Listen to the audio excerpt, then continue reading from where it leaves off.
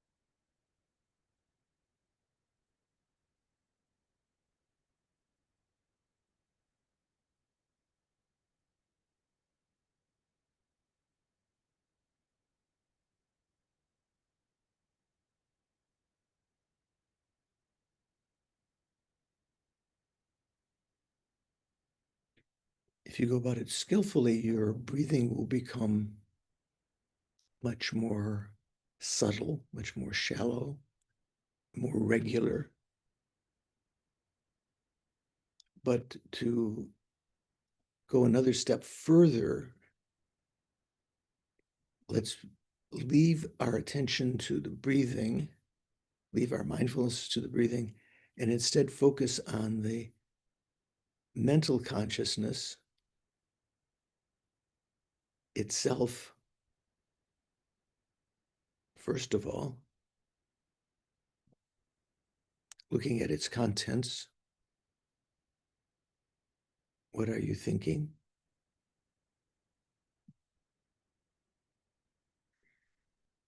There's always, for most of us, there's always a sense of I, the observer,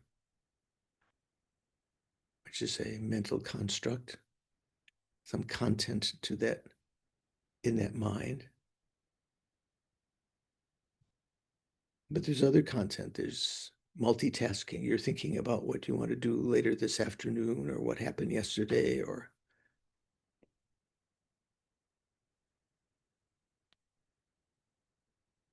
various things. Future-oriented thoughts, past-oriented thoughts. Present-oriented thoughts means, observations about the present, how your body is feeling and so forth. All of this content appearing within the mind, within the mental consciousness, via mental images. All of these arise and reabsorb back into the consciousness like a cloud on a sunny summer day that may condense and be visible, but then due to the rays of the sun, evaporate and disappear, absorbing back into the atmosphere, I guess you'd say.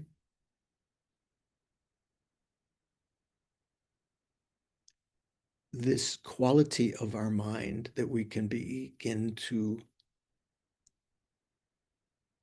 observe is the clear light nature, conventional clear light nature of the mind. Its lack of obstruction to the arisal of content or the reabsorption of mental events into the consciousness.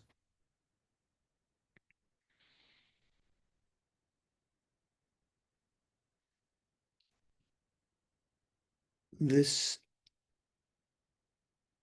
fact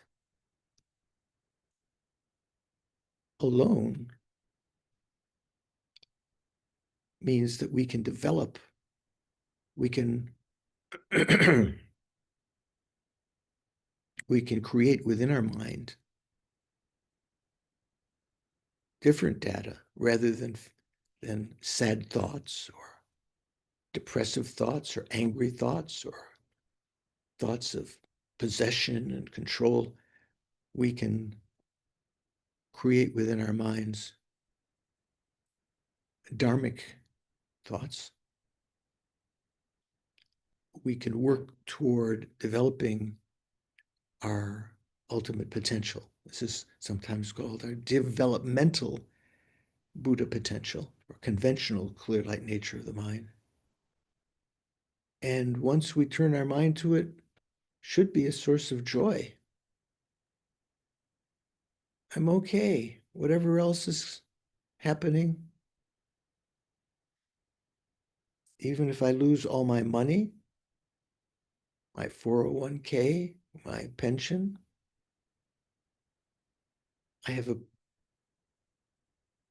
this Buddha potential. And in addition, unlike animals and others that also have this Buddha potential,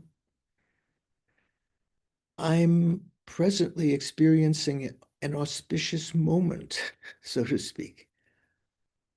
Moment maybe means 50 years, 100 years of life. When we have this leisure and endowment that the Buddha spoke so highly of, freedom from states that preclude us from really practicing the Dharma, like rebirth in hell and the animal realms and so forth. Minimal amount of practice there. Maybe a little bit more in the Preta realm, but still no real freedom to practice. Some of the gods can practice the Dharma to some degree, but not free like we are.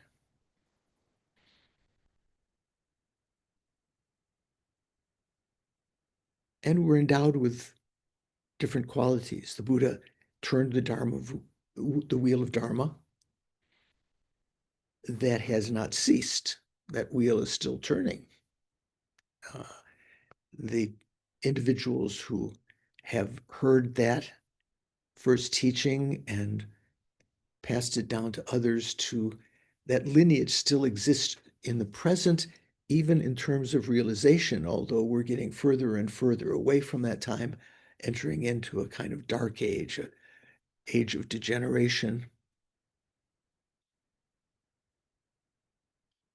So those of us who do recognize this and can avoid following their passions and only being concerned about the appearances of this life, we have a chance of utilizing this perfect human rebirth to one of the great goals of liberation or enlightenment, or at least the subsidiary goals of trying to cultivate the realizations that will bring about liberation and enlightenment, such as renunciation, such as bodhicitta, based on great compassion for sentient beings, and the realization of the ultimate nature of phenomena, as explained in Gompa Rapso, the emptiness of inherent existence of all phenomena.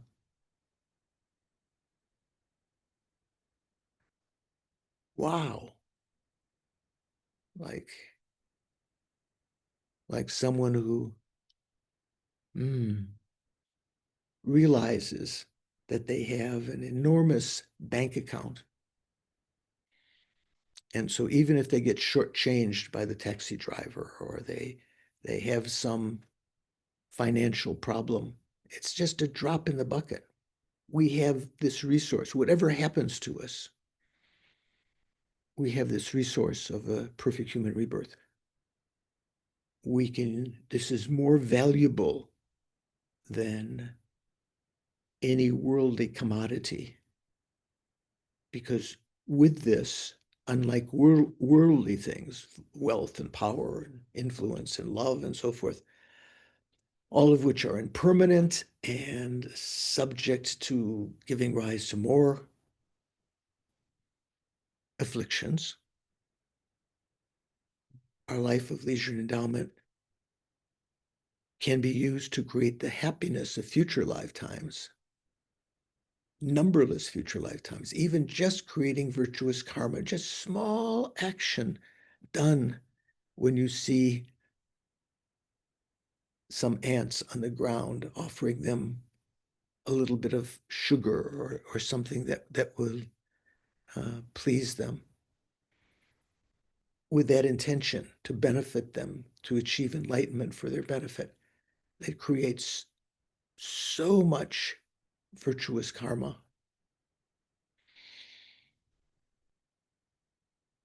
In order to achieve enlightenment, the highest goal for the sake of sentient beings, we need to accumulate, we need to collect the two accumulations, or accumulate the two collections, however you like to parse it, the collection of wisdom, collection of merit. Lower schools mainly think about the collection of merit, although they don't use that term, creating virtuous karma. And in addition, the collection of wisdom means the sum total of instances of realization of emptiness that can act as the cause of the wisdom dharmakaya, act as a cooperative cause, and the merit that we create, the collection of merit, becomes the cooperative cause of achievement of the bodies, the physical bodies, the rupakaya, the sambhogakaya and nirmanakaya. They're substantial causes as opposed to cooperative causes of method and wisdom.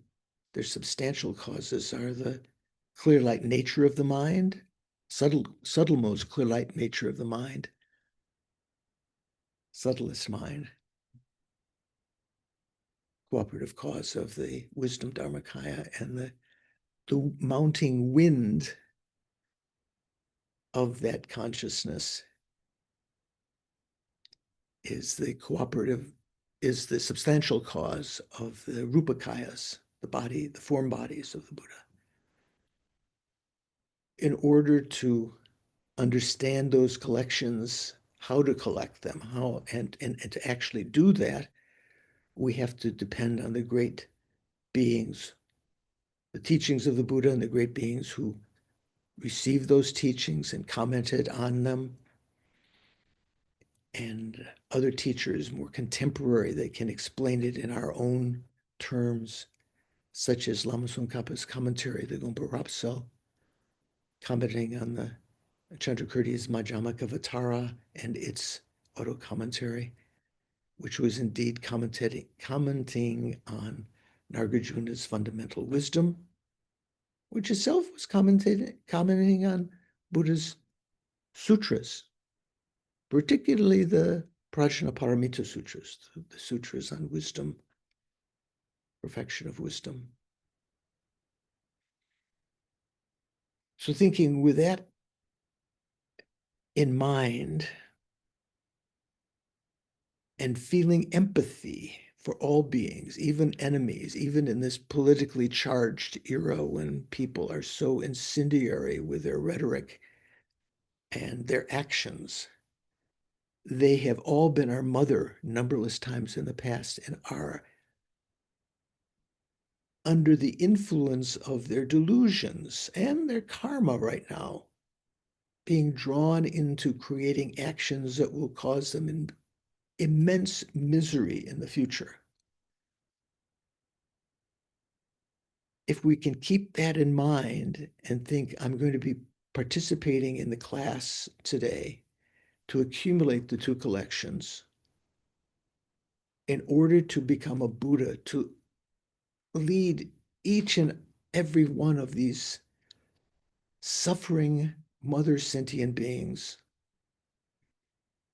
out of suffering in the most skillful way, effortlessly, spontaneously, without the need of thought, leading them without error out of suffering into that very same state of enlightenment.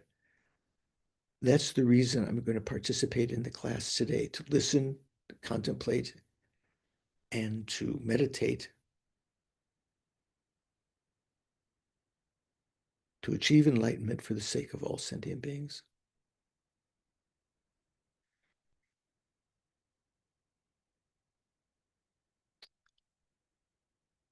And then bring your attention back to the present.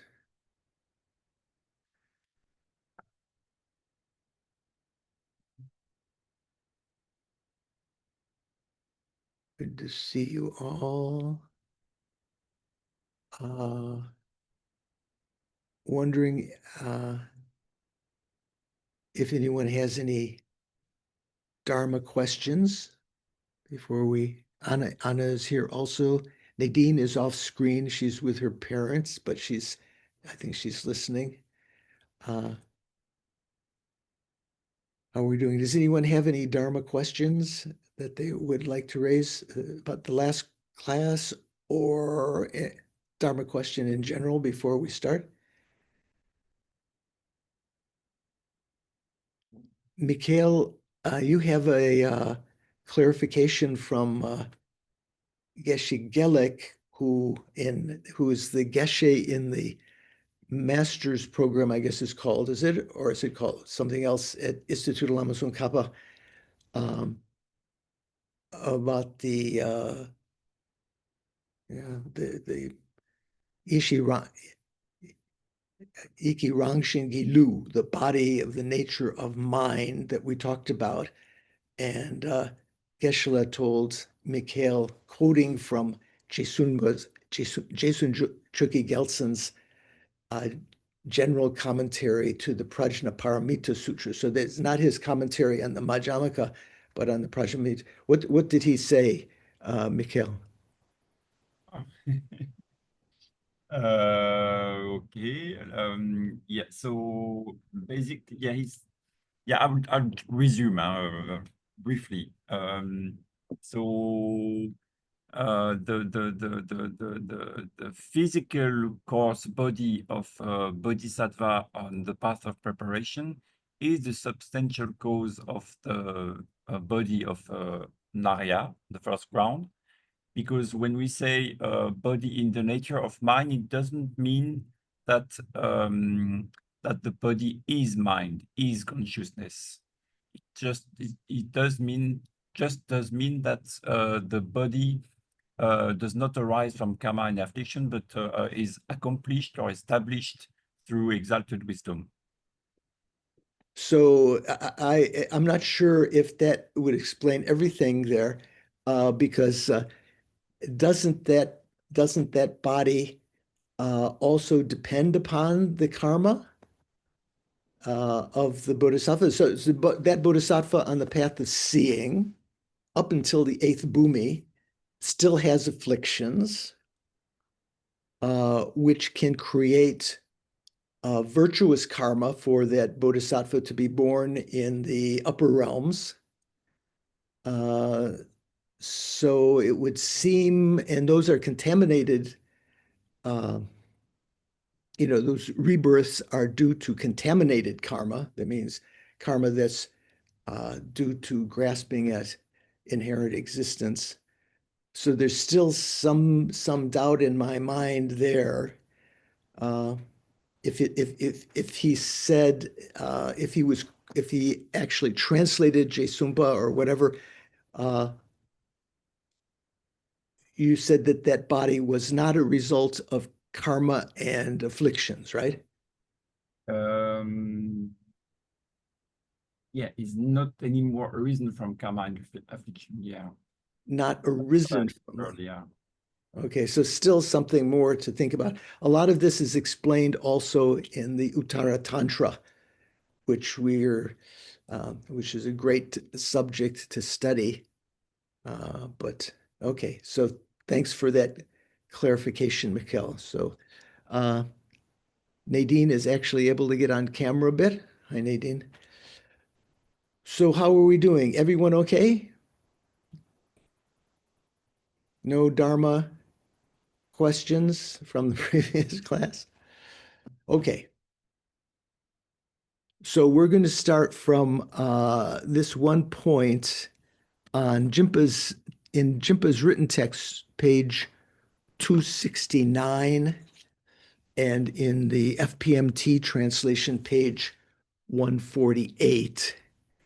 And this section in Jimpa's text says, as for the arising negated through an analysis into suchness, even on the conventional level, the commentary characterizes this in his commentary preceding the relevant root text as arising, possessing a reality born of substance. That's where we're going to begin.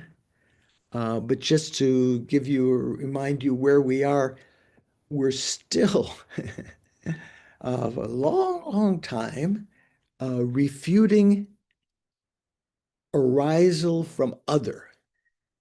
Remember, we refuted arising from itself, like a sprout arises from from a seed where the sprout already existed, which is sort of a samkhya position. So we refuted that in, rather easily, although a lot of explanation a long time ago.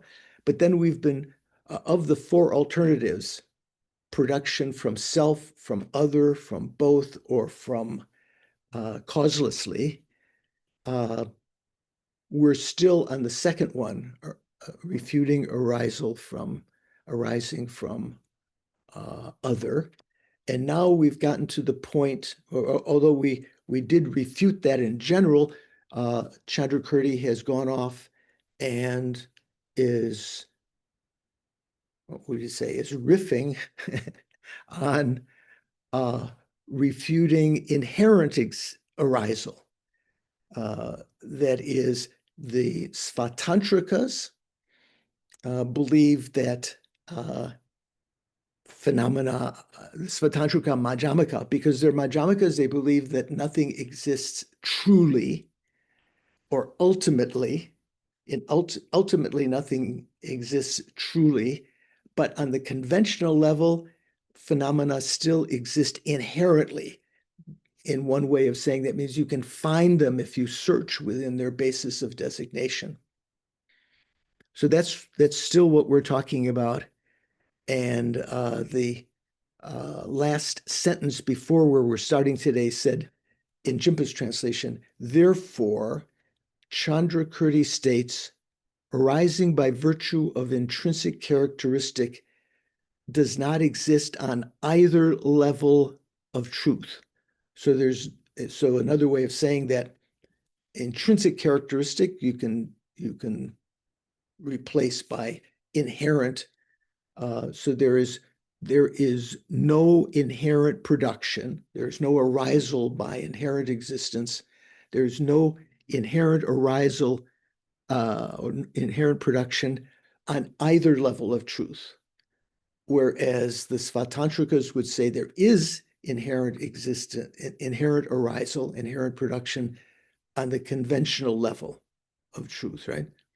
And then Jimpa's translation said, you may not like this, but you should undeniably admit it nonetheless.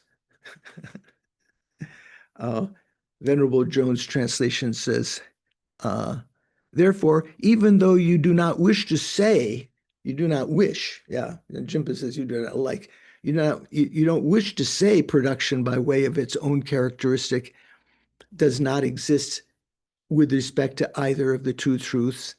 Even though you don't want to say that, this must be inevitably accepted. This must inevitably be accepted. Okay, so that was sort of like connected to what we were talking about before. So now it says, as for the arisal negated through an analysis into suchness on the conventional level, let's read what Venerable Joan had said, translated this. Therefore, the production that is refuted even in conventional terms, right? So we're talking about refuting production on the conventional level. So you would think the Prasangika would say they're not refuting all production on the conventional level, because they say there is mere production. But let's read further. Therefore, the production that is refuted even in conventional terms by the reasonings analyzing suchness is explained. And she says that she has a comma, in order to make connection, another comma, is it explained to be the production which is of a substantial nature.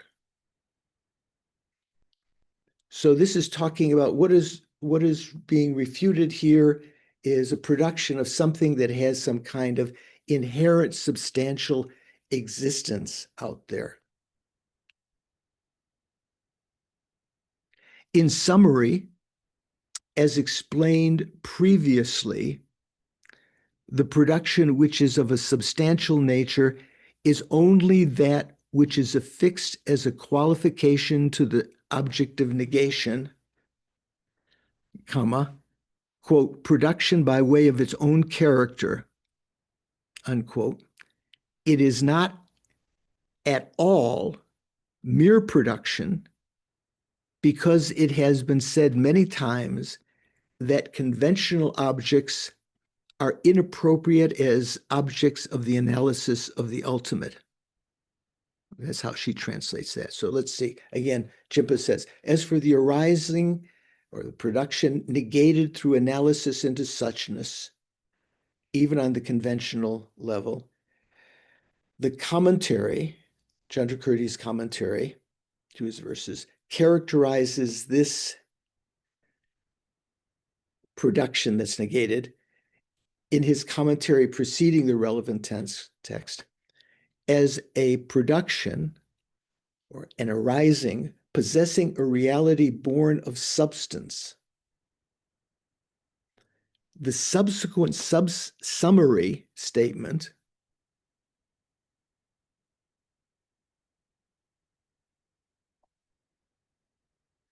explains it as well in the same manner. Therefore, it refers only to a form of arising whereby what is to be negated is qualified in terms such as arising by virtue of intrinsic characteristic or, inherent production. That is the only thing that's being negated. It in no way refers to arising per se. That's how Jimpa translates mere arising, sam, or matra in Sanskrit. I assume that's what the Sanskrit is here, even though there are other words to mean mere in Sanskrit. Because, or for, Chandrakirti states on countless occasions that it is inappropriate to apply ultimate analysis to the facts of conventional truth. Making sense? All together? Okay. Let's go on to the next paragraph then. So Jimpa's translation says, why does Chandrakirti maintain that if the reasoning probing into suchness does not negate arising by virtue of intrinsic characteristic on the conventional level,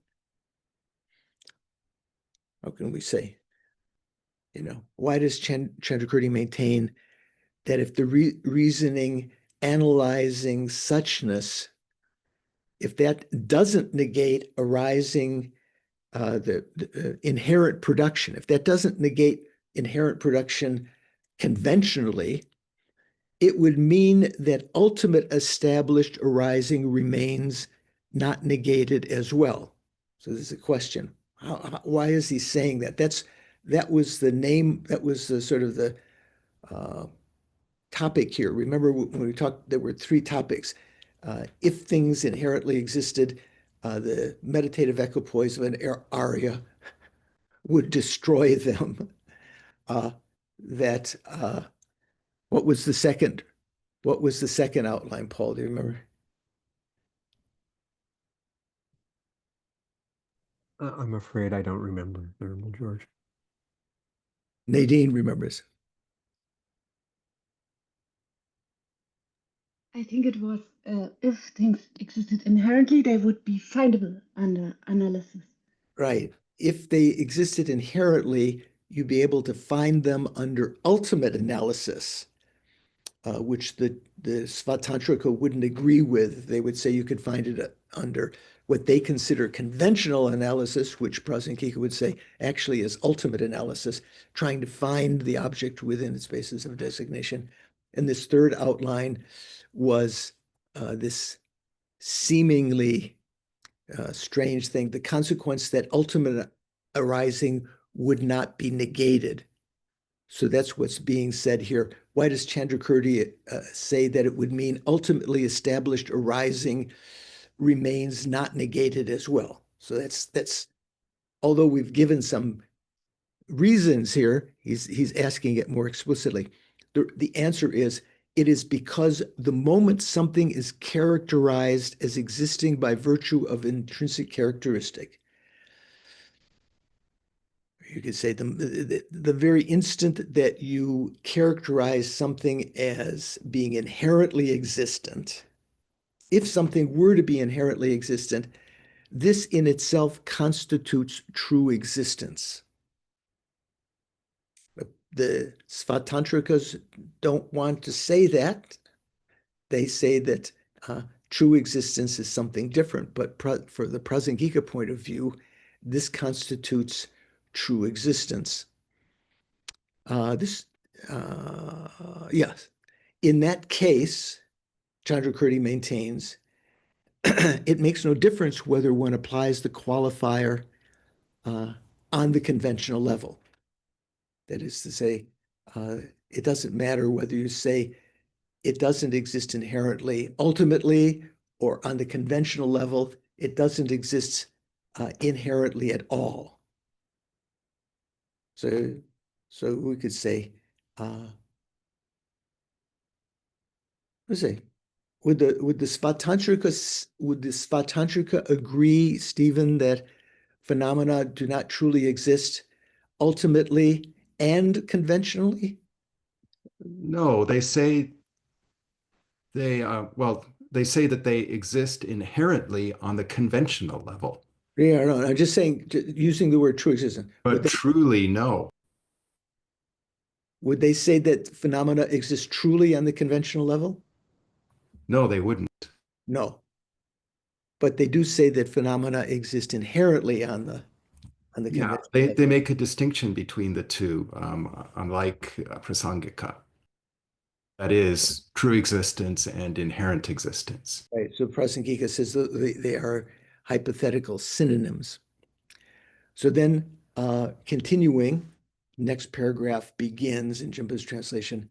Now, there are countless instances in the sutras, in the writings of Nagarjuna, father and son, and in those of this master, writings, that is this master Chandrakirti. Actually, the Tibetan text doesn't say the writings of Nagarjuna, father and son. It just says father and son, which can be understood as Nagarjuna and his spiritual son, Aryadeva.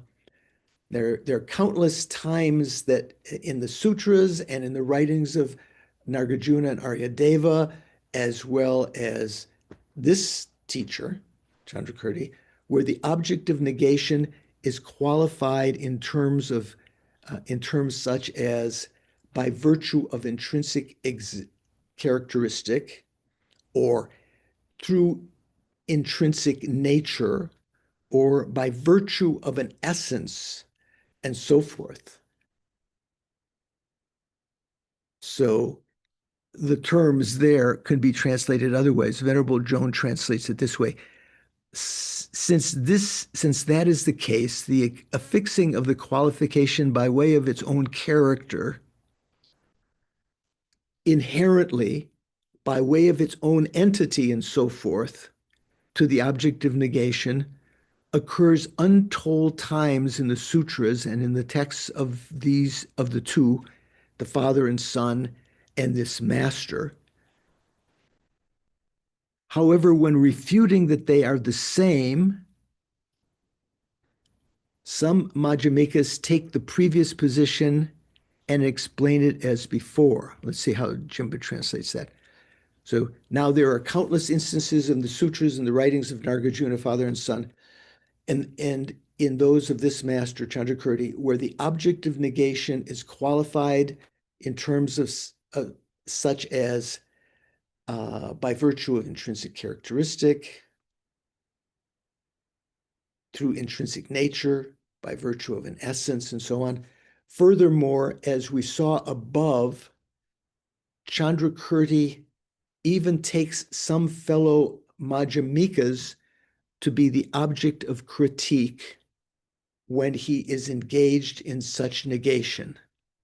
I think that Jimba's translation a little more clear what's Lama Tsong Khapa's intention there. So what does that mean? In the Prasanapada, in the clear words, which was Chandrakirti's composition, word commentary to the Fundamental Wisdom, Chandrakirti wrote, and it may be a little bit different than the Sanskrit, indisputably, it says in Prasanapada, indisputably it must be accepted exactly in this way. Otherwise, conventional truth will come to possess objective evidence. Would it not?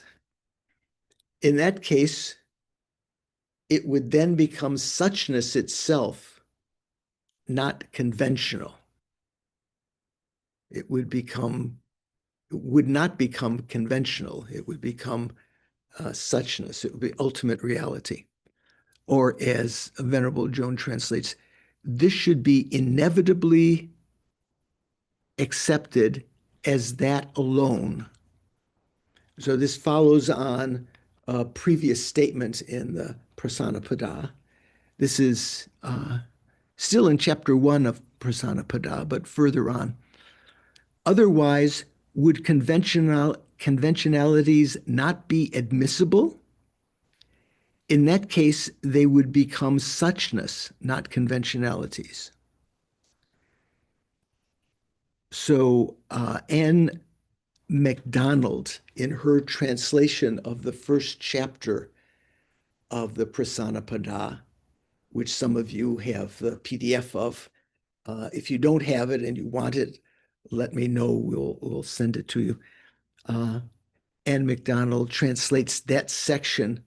She says, and it certainly has to be accepted that this is so. The following is so. For otherwise, well, no, that if you refute things, if you cannot refute inherent existence conventionally, then you could not refute ultimate arising. That has to be accepted. For otherwise, the surface level, which is how she translates samvriti. How are we translating samvriti? Rachel, do you remember?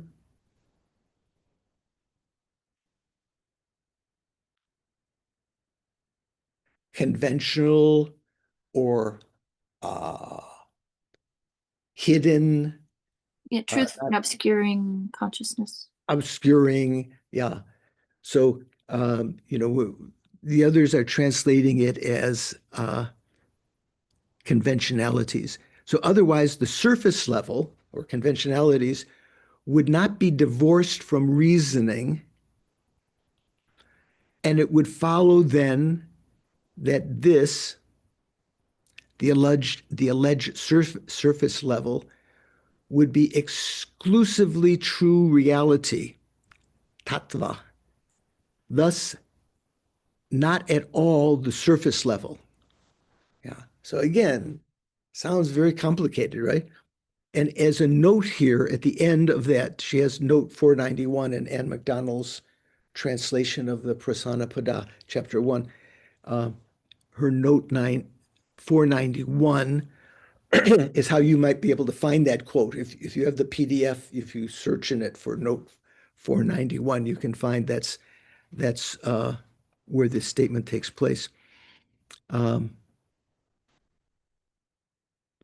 The author of it says LT's author. I can't remember what LT refers to, unfortunately. There's another commentary, I think. Comments on the paragraph to this point as follows. Oh, no, then she just has the Sanskrit. I'm sorry. That's just talking about the Sanskrit. So that doesn't illuminate our understanding there. So who can go out on a limb and explain what's being meant here? What did Chandrakirti mean in the Prasanapada when he said this?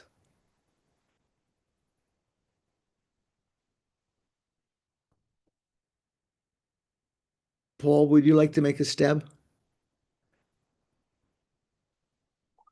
I'm not sure I could say it any more than in the terms that it's already been expressed, unfortunately. Okay. When Jimpa says objective evidence, is that what he said? Objective evidence? Yeah, objective evidence. How did FPMT translate that? What is it? What is that talking about?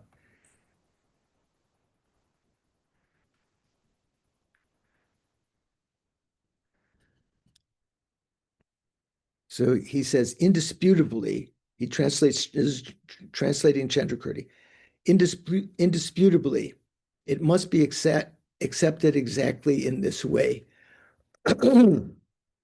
Otherwise, conventional truth will come to possess objective evidence, would it not?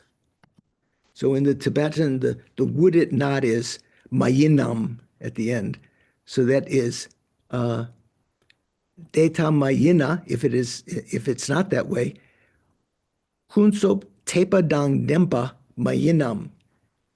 Tepa is a word that Jimpa is translating here as objective evidence.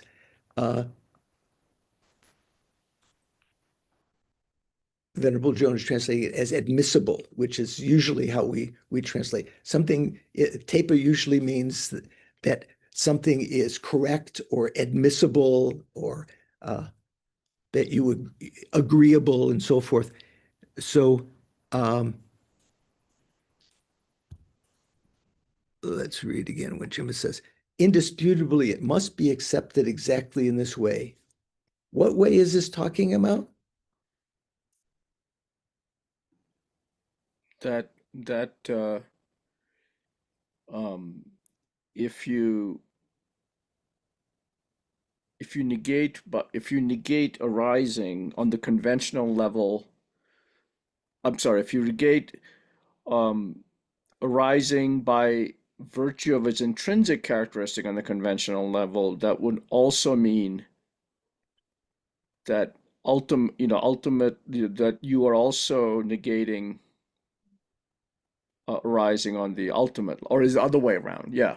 No, neither of those. So it's you've added the refuting on the conventional level. If you accept inherent existence on the conventional, Yeah. then you wouldn't be able to refute arising ultimately on the ultimate level. Repeat that again, please. If you were to accept inherent existence, this is essentially the name of this outline of these three things. Remember, if you accept inherent existence conventionally, even though you don't accept it ultimately, if you accept inherent existence conventionally, then you would not be able to refute arising ultimately, ultimate arisal, ultimate production, which is something that Svatantrika wants to, they say there's no ultimate production, no ultimate arising, but there still is arising conventionally. There is a conventional existence. Sean, what do you think? Well, I'm just wondering if you, like, I constantly feel like the Prasangikas putting their definition of inherent existence onto the Svatantrika, which has already given a different definition of inherent existence, which was that it exists, like any object that's labeled is going to exist somehow differently from the other objects. So if you have this specific apple, there's no other apple that's this specific apple. Yeah. Is their definition really making a objective evidence? Prasangika wouldn't dispute that. Things have their own, existence. So I think that's where the rotten apple is different than the pristine apple. But that's where I feel like we're forcing our definition upon them when it's not their definition. We're still, they would agree. Prasangika would agree. Different things have different existences. So that's not the crucial thing. There are a lot of people who write about defending the Svatantrika because in doing so, they are criticizing Prasangika and Chandrakirti, even though they might not say that. So the Prasangika view is that if something were to be found within its basis of designation, which is what the Svatantrika means by inherent existence, one of the things that is clear from that, if it were to be found that way, it would be also truly existent. It would exist the way that it looks, because it looks like you can find the object within its basis of designation. You would think that my iPad here, it looks like it's true. When we talk about true existence, and it looks like you can find it somehow. If you check, you can find it minutely. Prasangika says those two are the same. They mean the same thing. If something were truly existent, it would be inherently existent. Okay, let's see what Lama Tsongkhapa's commentary to this statement is, the statement in Prasanapada. So Jimpa's translation says, thus, when refuting the approach whereby it sounds so complicated. Thus, when refuting the approach whereby, when unsatisfied with mere designations on the conventional level, one posits the facts of conventional truth on the basis of analyzing the reference of their reference, ENTS, of their designations, Chandrakirti objects that the facts in this case will become ultimately existent,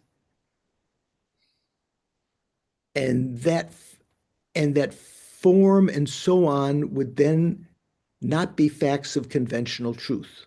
They would be ultimately existent. Okay, what is he saying here? So if you're not satisfied as the Svatantrika and all of the lower schools with mere designation, remember when we talk about the lower schools, some of the lower schools talk that some phenomena are substantially existent, some are imputedly existent. They say that they are imputations, but they never say they are mere imputations, as the Prasangika says. So that in Jimpa's sentence here, he has the mere designations. That means mere imputations, right? If you're not satisfied that phenomena are merely imputed by the mind and thought, by words and thought, sorry. There's got to be something there, findable. And you would posit the facts of conventional truth on the basis of analyzing the reference, the object that you're referring to, and its designation. That you could find within the object you're referring to something that is the actual basis of the designation of the imputation. Finally, as within the person, you could find something which was an example of the self. Right? So then the text continues, these consequences are being thrown against someone who rejects the ultimate existence of form and so on, and takes them to be conventional. These consequences are being thrown. What does that mean, to be thrown? Remember? Mikhail, do you remember? Yeah, just said to the opponent. Just Yes, that's like throwing it at in them. an aggressive way. Yeah. In your face, I think is how it's.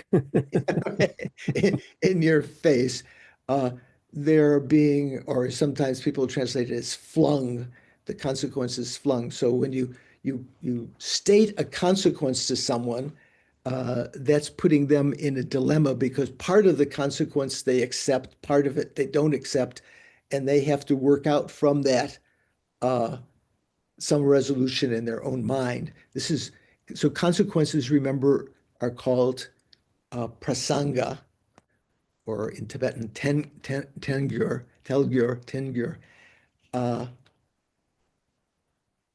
And so that's why the origin of the name Prasangika is because they fling or they throw these consequences to the opponents who are still holding on to inherent existence and so forth, to show the absurd consequences if they were to hold it that way. So these consequences are being thrown against someone who rejects ultimate existence of form.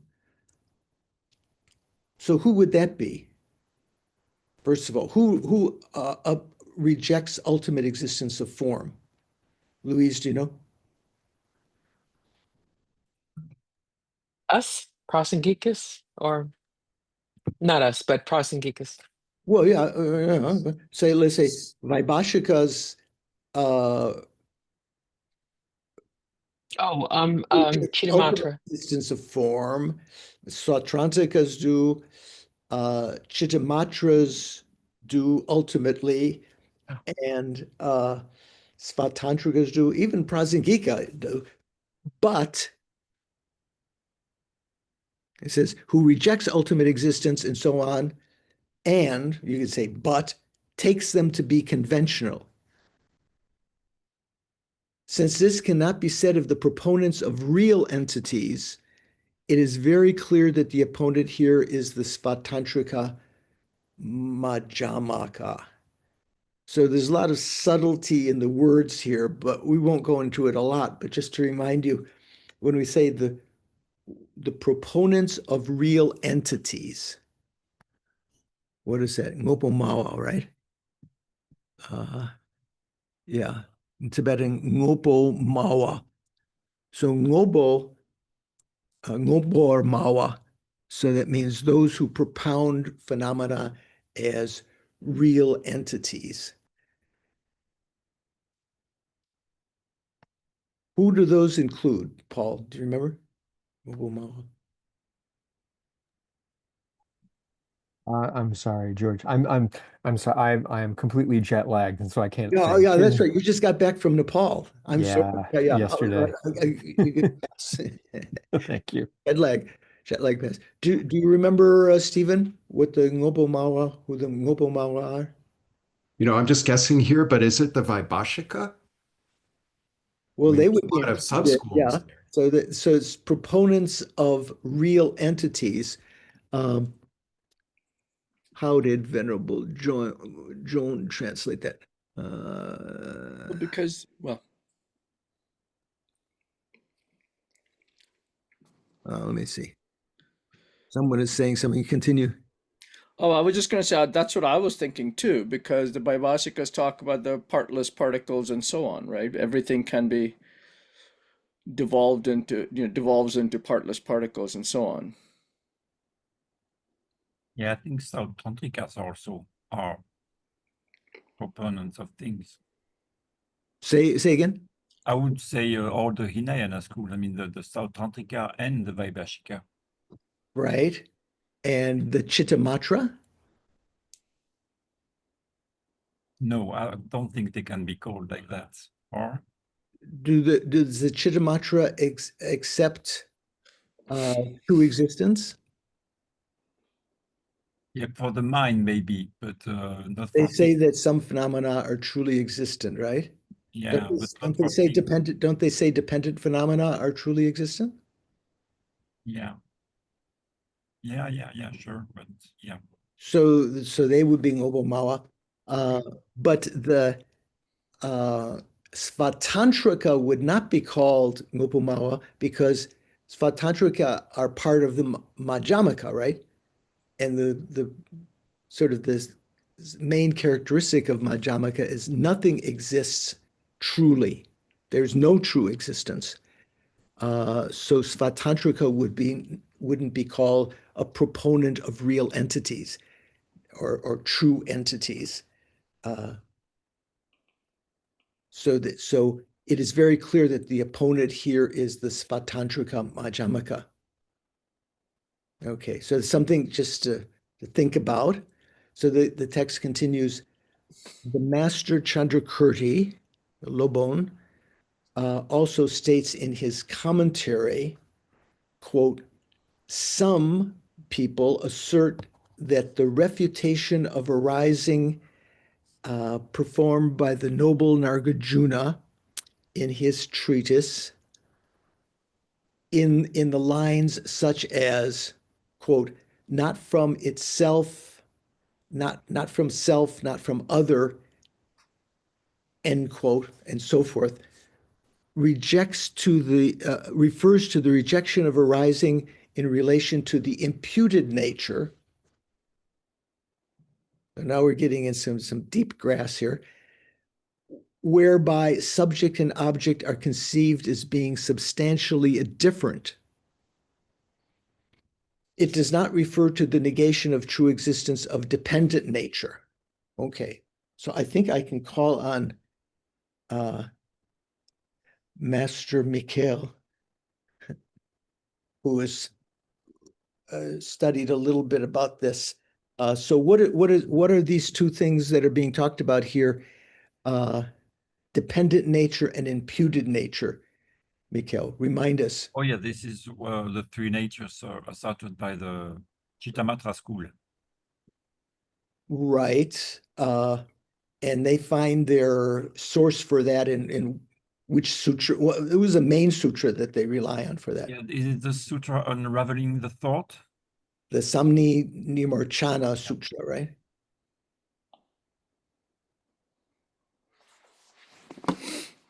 All right. So yeah, that's a reading from Chittamatra point of view. Also, the Svatantrikas, also some of the Svatantrikas rely on that also. So that's a big topic when they talk about the three natures. So we've talked about them before. So we say there is the dependent nature. That means the phenomena that arise due to causes and conditions. The imputed nature, which includes a lot of things like, the existence that you impute upon them and so forth. And then what's the third one called, Mikhail? Thoroughly established natures. Thoroughly established nature, which would be what? Suchness, the final nature. Yeah, emptiness. They all use the word emptiness among these other things. So they say that all phenomena fall under these three categories. And the Samni Nirmochana Sutra, I think that's the one, isn't that right? The unraveling the thought, is that Yes. that's how that's usually translated, right? So that propounds what, and in other sutras, that that of the three turnings of the wheel of Dharma, usually we say there are three turnings of the wheel of Dharma, right? Do you remember, Stephen, what was propounded during those three turnings of the wheel? So the first turning, the Four Noble Truths. Second turning is the Prajnaparamita Sutras, and the third turning is of subtle or fine discrimination. And I'm not really sure how to explain that third one. The third turning of the wheel supposedly includes sutras that the Buddha taught, discourses that he taught, such as the Samni Nirmochana and several others, Tathagata Garbha and other sutras. And according to Chittamatra and Svatantrika, certain Svatantrika, the third turning of the wheel is definitive. The first turning of the wheel was talking about the Four Noble Truths and so forth, but was explaining that all phenomena are truly existent. The second turning of the wheel, the Prajnaparamita Sutras and so forth, were propounding that all phenomena were not truly existent. And the third turning of the wheel, those who, when the Buddha explained that, it seems that that was a corrective to those two positions, the sort of extreme positions, that phenomena truly exist or they do not truly exist. And so therefore it is the definitive turning of the wheel of Dharma. It said that some phenomena truly exist and other phenomena do not truly exist among those three natures. Nadine, what are you thinking? I'm really I heard that the second turning of the wheel of Dharma is definitive.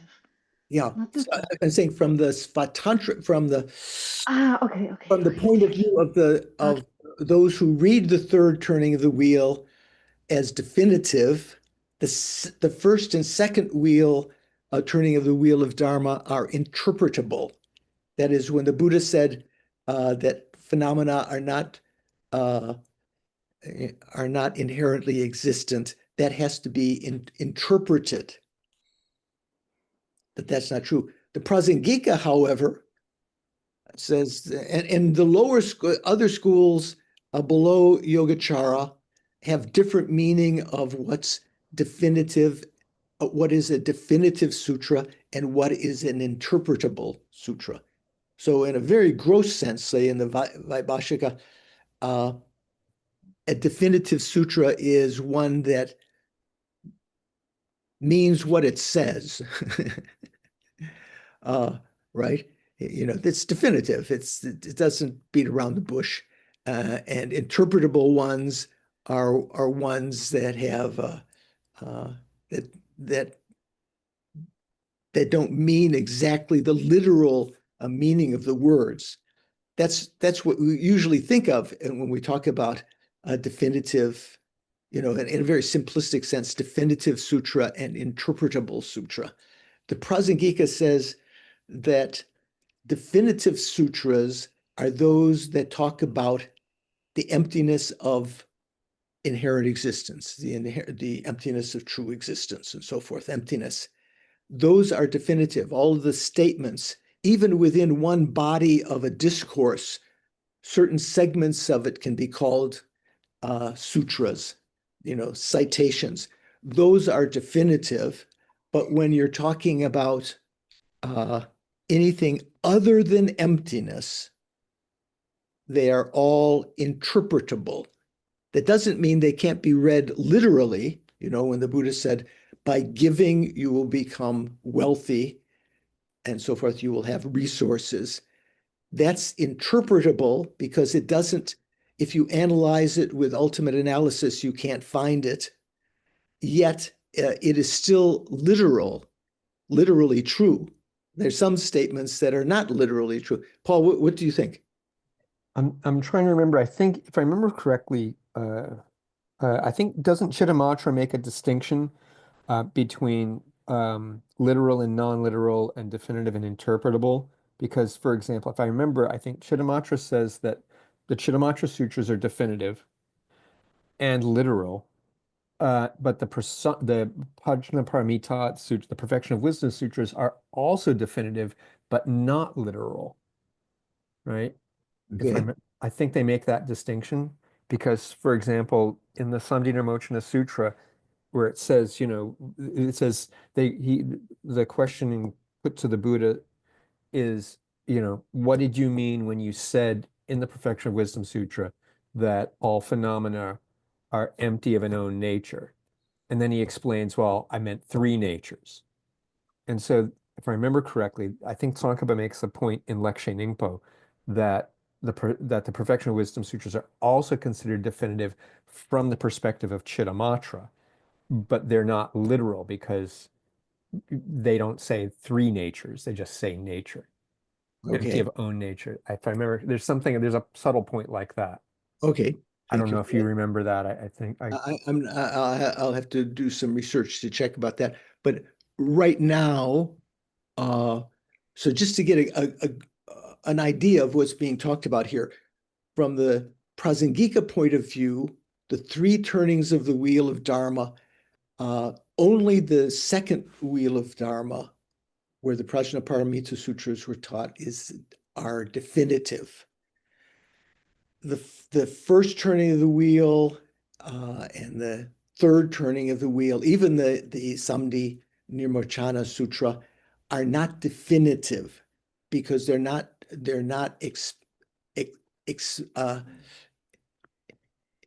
expressly expressing emptiness as their main subject matter. They're talking about something else.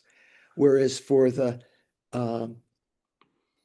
Yogacaras and some of the Svatantrikas, the second turning of the wheel, Paul is saying that they say that the Yogacaras say that is definitive but not literal. Let's say that it, just using a general term, so we could say that it is not literal, or maybe not definitive also.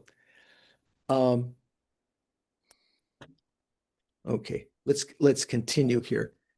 So that's just some background here. So when we talk about imputed nature and so forth, so again, Master Chandrakirti also states in his Bhasham, his commentary, that some assert that the refutation of arising by the noble Nagarjuna in the treatise in lines such as not from self, not from other, refers to the rejection of arising in relation to the imputed nature.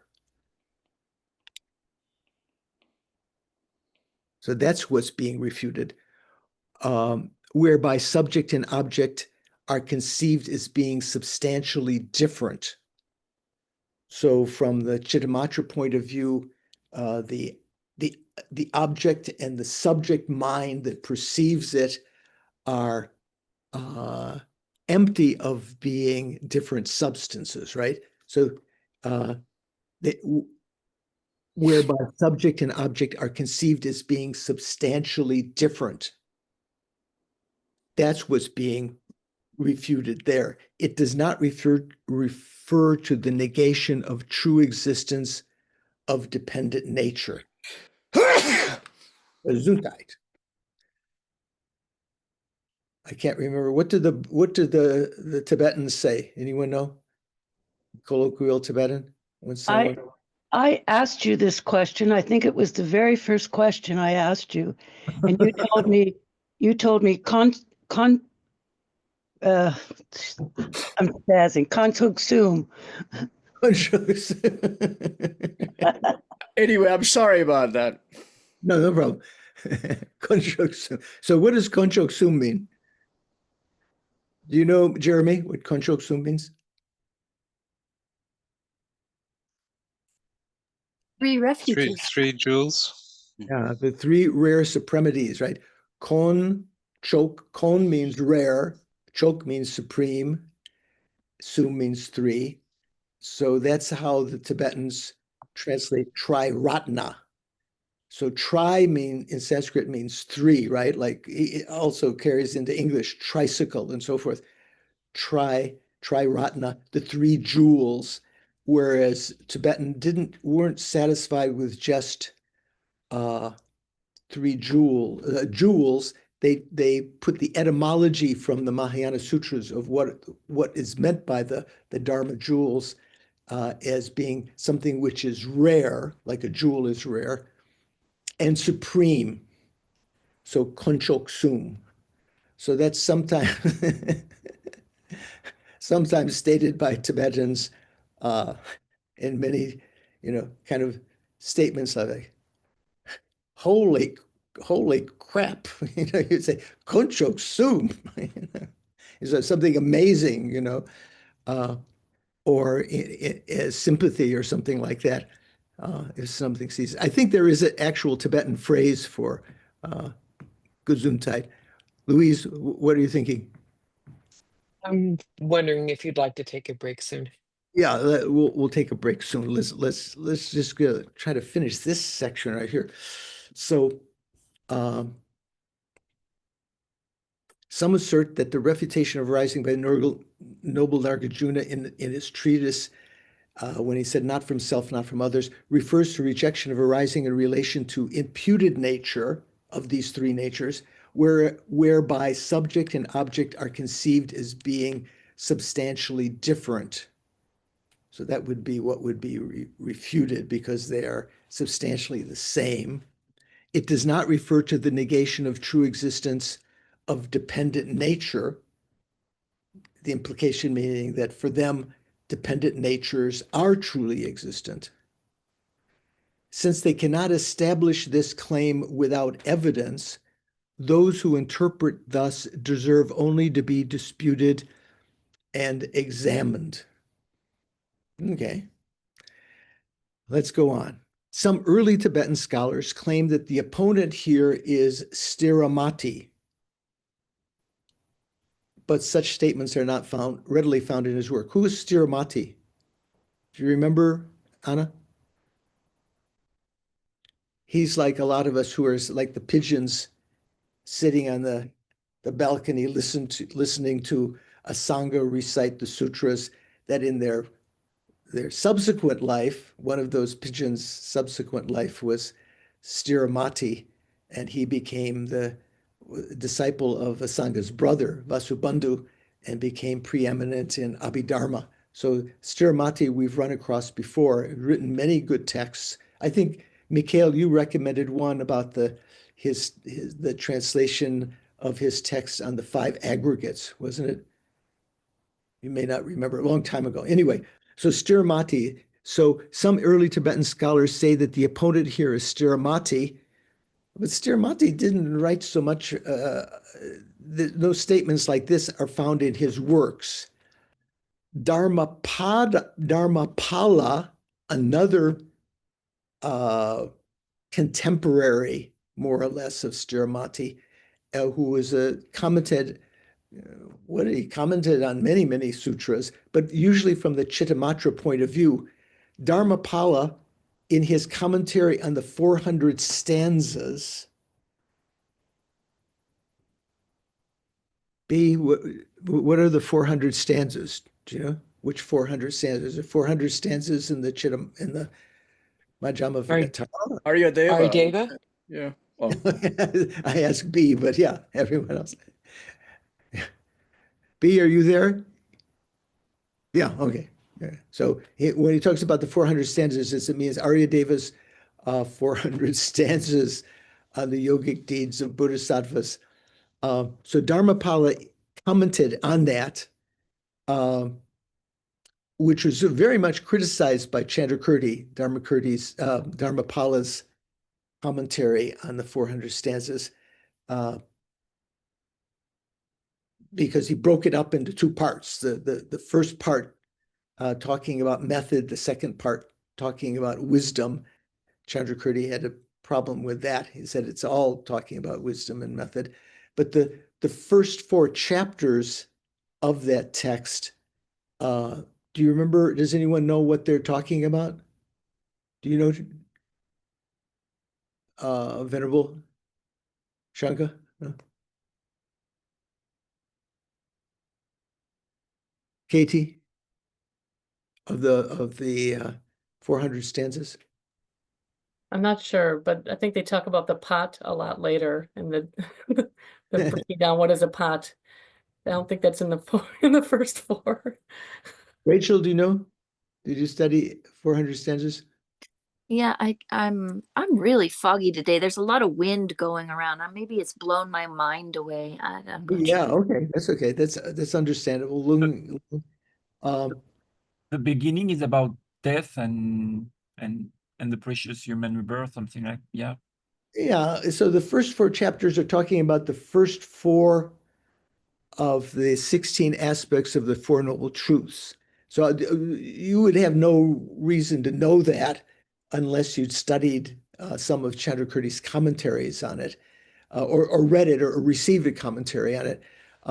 So the 400 stanzas was composed by Aryadeva, who was the sort of the companion of Nagarjuna, his student, direct student. And when we talk about the father and the son, the father and the son, that usually means Nagarjuna and Aryadeva. So his 400 stanzas was, from Prasangika point of view, was completely right, talking pure Prasangika. But Dharmapala, who was a Chittamatran, interpreted it as being from the Chittamatra point of view. And so the first four chapters, the one thing you may remember I mentioned before, the second chapter is the of the 400 stanzas. So of those first four, the first two of them, the second one rather, is talking about the second aspect of the Four Noble Truths, which would be what? cause of, well, What are the four aspects of the First Noble Truth?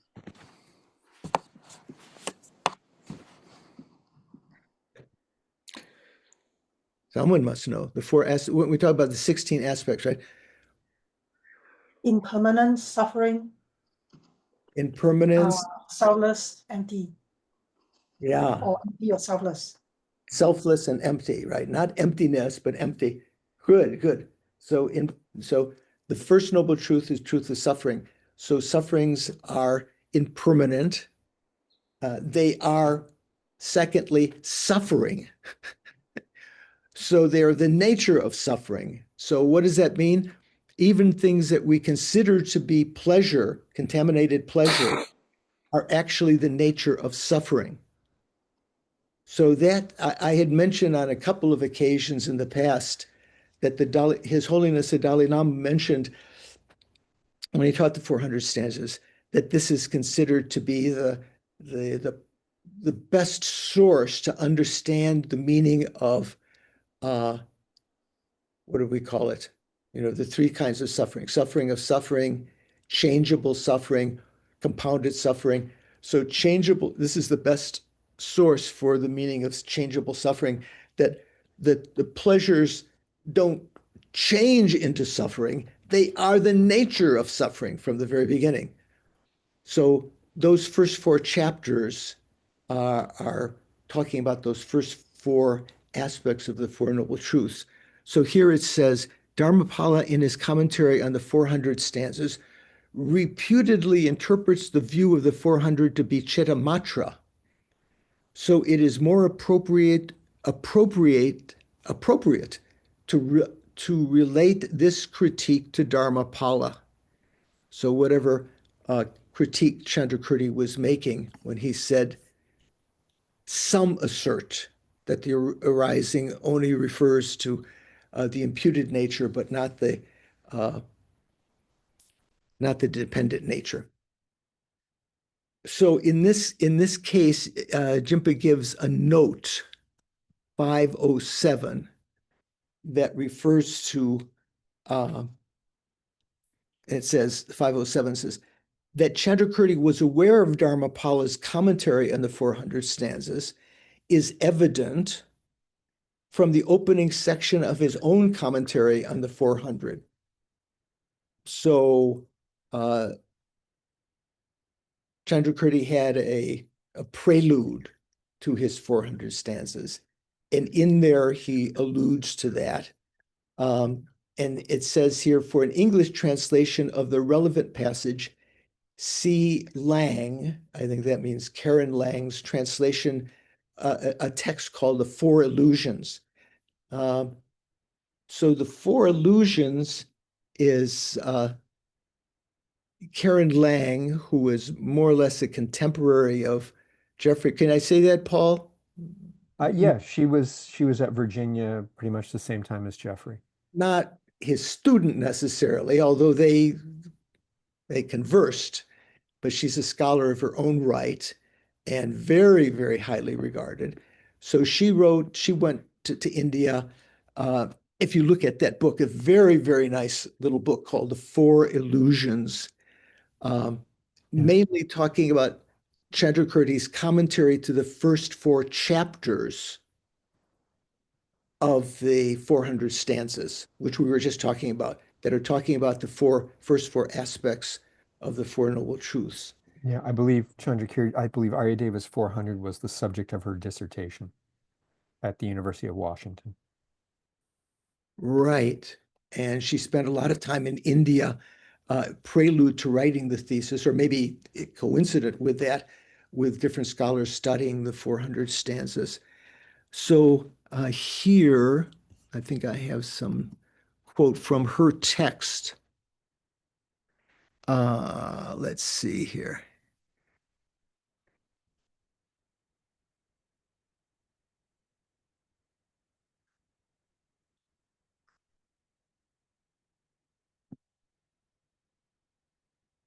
Okay, I didn't put a space there. That's why I didn't see this. So in her text on page 112, which Jimpa refers to there, it starts out, a contemporary writer of verse has divided this text into two parts. So what are we talking about here? This is Chandrakirti's initial prelude to his commentary to the 400 stanzas. Remember, Chandrakirti wrote commentaries to various texts of Nagarjuna, but also of Aryadeva's 400 stanzas. So this is Chandrakirti writing here. A contemporary writer, someone contemporary with Chandrakirti, of verse has divided this text into two parts. The verse writer, the Venerable Dharmapala, has taken and Paul, can you pronounce that for me? How you pronounce the 400 stanzas? The Chatushataka. Chatu? Shataka, yes. Shataka. Okay. So the Chatu is 4, Shataka is 100. So it just means 400.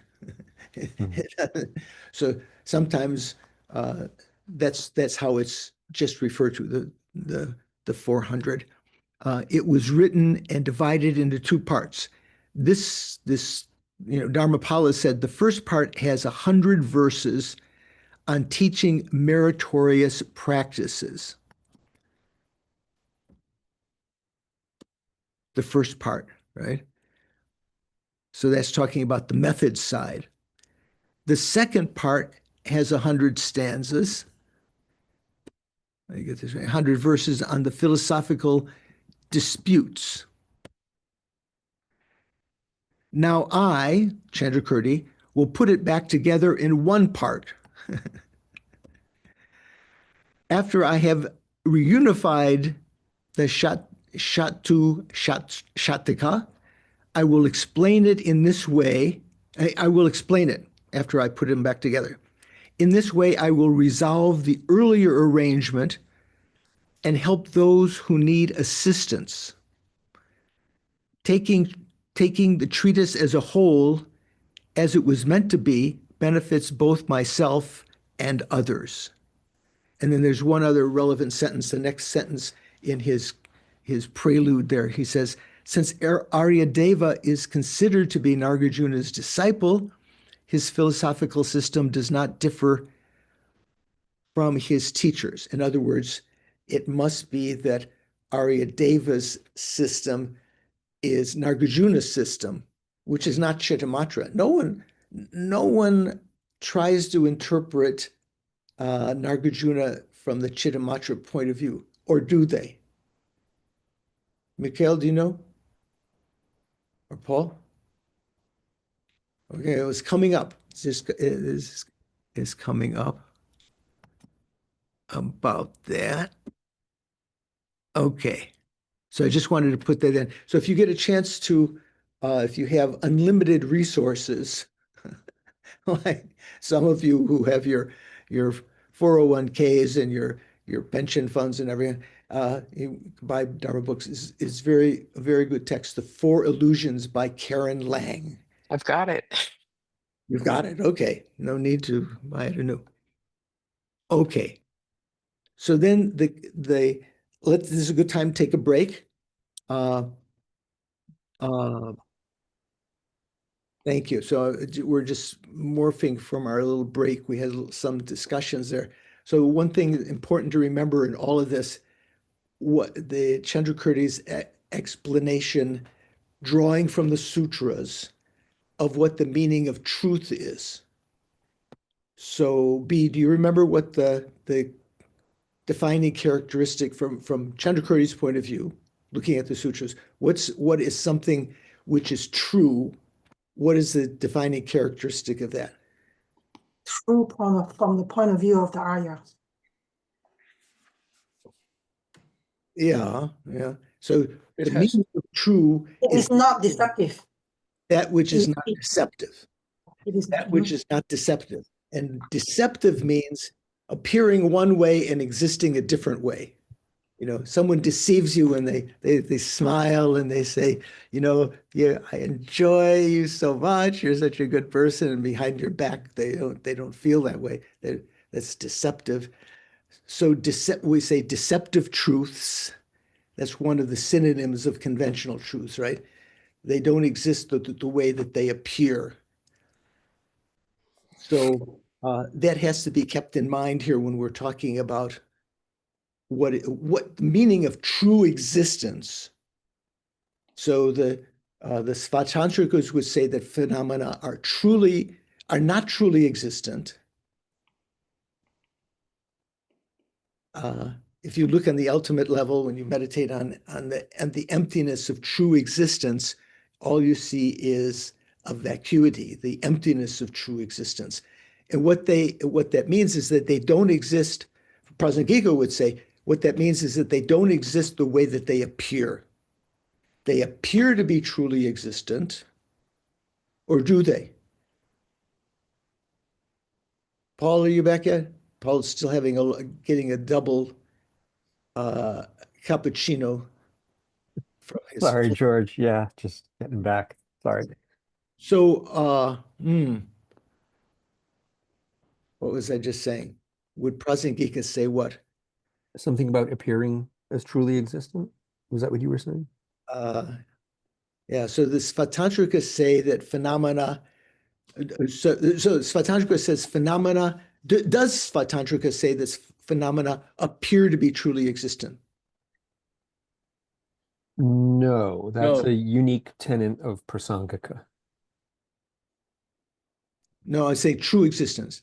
Oh, true existence. Does Svatantrika say that true existence appears? I think Svatantrika says that it appears inherently existent because it is inherently existent, but then in the not mind, existence. There's for They're not difference really. between Svatantrika, between inherent existence and well, true. right, but I'm saying that's how it appears, but then they're saying that the mind puts on top of it the true existence. Right. So there's not an appearance of true existence from the Svatantrika point of view. That's something that is a mental imputation upon that. So all of these kind of factors have to be understood to kind of get a feeling of what's going on here. What do you think, Mikhail? Yeah, just for Katie, this very difficult point, this subtle difference between Vatantrika and Prasangika is quite extensively explained in Insight into Emptiness from Geshe Patek Chok. If you have the book, I don't know the page. I can search for it, but yeah, somewhere it's nicely explained that for the Svatantrikas, when you say that woman is beautiful, there has to be some beauty from the side of the woman to be able to impute that, which is refuted by the Prasangika. So Right. he's giving that kind of example, I think. Right. There's from the Svatantrika point of view, as Mikhail says, quoting Geshe Tekchok. So that's a good source. Insight into Emptiness is a good source. I didn't know. Is that a whole chapter or just a little paragraph or two? A section, yeah, a section, I think. Okay, maybe a subsection with a title. So yeah, from their point of view, there has to be something findable there. They're not satisfied, Simba in Tibetan. They're not satisfied with phenomena being merely imputed. There has to be something you imputed upon. Remember, and we talked a couple of weeks ago, maybe both weeks, from the Prasangika point of view, an imputation and its basis of designation and the name designated or imputed, they're all simultaneous, right? So there is not some basis of designation that can be findable out there waiting for you to impute a name to. That would be Svatantrika point of view. There is some basis of designation external to you, existing from its own side, there waiting for you to impute a name upon it. Where Prasangika says, no, that basis of designation is not there waiting for you. It only comes into existence when you begin to impute. You have the thought to give it a name when you impute it. Those three legs of the tripod we were talking about before. Okay, this is a very tough section. In Geshe Zopa's commentary in 2002, when he was still going over this, it went over into 2003, the summer course, but in 2002 also, he was saying, yeah, these are some really difficult points here. Not easy to, for just common consumption, to go down to the coffee house and talk to other patrons there. So here, the text continues. After saying that it is, Chandrakirti's comments are probably critiquing Dharmapala, who erroneously, from Chandrakirti's point of view, was interpreting the 400 stanzas as a Chittamatra, from the Chittamatra point of view. So the text continues now. The question now is, how do those who interpret the meaning of the profound sutras in Chittamatra terms, how the different sutras, some are definitive, some are interpretable, and so forth. So those sutras, from the Chittamatra point of view, how did they explain the intent of the treatises of noble Nagarjuna? So there's some discussion about how they interpret like the Heart Sutra and so forth. So for for the Chittamatra, for the Yogacara, the Heart Sutra that says that all phenomena are empty of inherent existence. It says once in the beginning, near the beginning, phenomena, the five aggregates are empty of inherent existence. And then it goes on to say, there is no form, there is no sound, there is no smell, there is no, there's no form, there is no feeling, there's no compositional factors, there's no discrimination, there is no consciousness and so forth. There is no eye, there is no ear, there is no nose, and so forth and so on. All these lists the no, and they would say that first of all, a lot of it is not literal. There is an eye, there is a nose, and so forth and so on. But the statement that the five aggregates do not exist inherently has to be interpreted. That would be Chittamatra point of view. So those things are known. But here now it's talking about Nagarjuna. How do the Chittamatrans look at Nagarjuna's teachings? So the text is, so Lama Tsongkhapa says, the works of great ones, such great masters as Vasubandhu, contain no explicit statements about how they would interpret the meaning of Nagarjuna's treatises. So is it even possible? Was Vasubandhu living before Nagarjuna or what? Who knows the chronology? Asanga and Vasubandhu were all after Nagarjuna. Yeah. So they could, if they were, so Nagarjuna's treatise, all of his works existed for them. They could look back at them, or they could have them contemporary, and they would have interpretations of them. So it's asking how did they interpret the meaning of Nagarjuna's treatises? In works such as the rules of exposition, what is that? Does anyone know the rules of exposition? I believe that's the Vyakya Yukti Right. by Vasubandhu. So Vasubandhu wrote a text in Tibetan. It says Namche Rikpa. One of the dictionaries says reasoning for explanation. So many times Geshe Zopa would mention this text. This is Vasubandhu's text, not written from the Vaibhashika point of view, the Sautrantika point of view, because in the Abhidharma Kosha, Vasubandhu was writing about the Vaibhashika from the Sautrantika point of view, remember?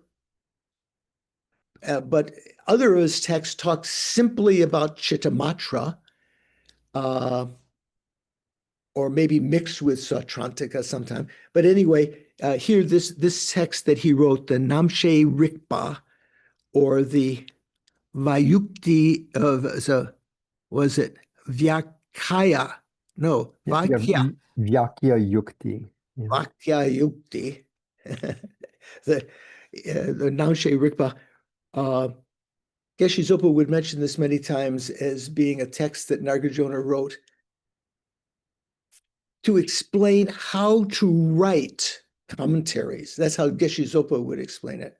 It has many other kinds of explanations of what the text was about, but it's kind of explaining the logic of setting forth a discourse and writing and so forth. So here, in works such as the Rules of Exposition by Vasubandhu, basing himself on the unraveling of the Intent Sutra, the Samni Nirmochana Sutra, Vasubandhu here is writing from the point of view of a Chittamatran, because he's accepting Mahayana sutras, like with his Sautrantika hat on, critiquing the Vaibhashika. He's not acknowledging the Mahayana sutras as tenable or acceptable, but here he's not only not only are they acceptable, that's the real thing. The unraveling of the truth is the definitive sutra. Basing himself on the unraveling of the intense sutra, Vasubandhu appears to characterize the perfection of wisdom sutras as provisional. What does that mean, provisional? I think he means interpretable. Interpretable. Not definitive. Yeah, so that's what we usually say as interpretable. So let's see, it's about Drangdong and Ngedong are the two terms here. Drang, you would write the phonetics as D-R-A-N-G. Almost sounds like something cowboys would say. Drang, drang it.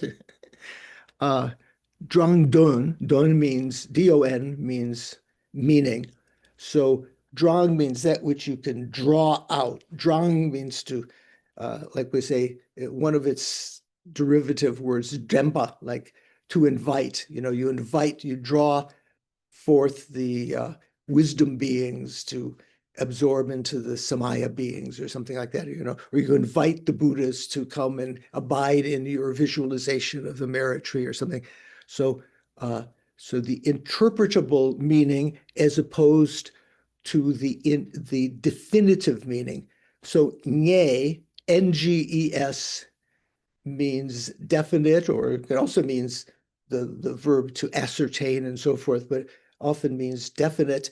Don, again, D-O-N, means meaning. So the interpretable meaning, or as Jimpa's translating here, the provisional meaning, means something that's there, and provisionally you accept it on some level, but ultimately it means something else. And then the definitive meaning. So that's what's being talked about here. So he says, in the rules, in works such as the Rules of Exposition, basing himself on the unraveling of the Intense Sutra, Vasubandhu appears to characterize the perfection of wisdom sutras as provisional, as interpretable. So they're not definitive.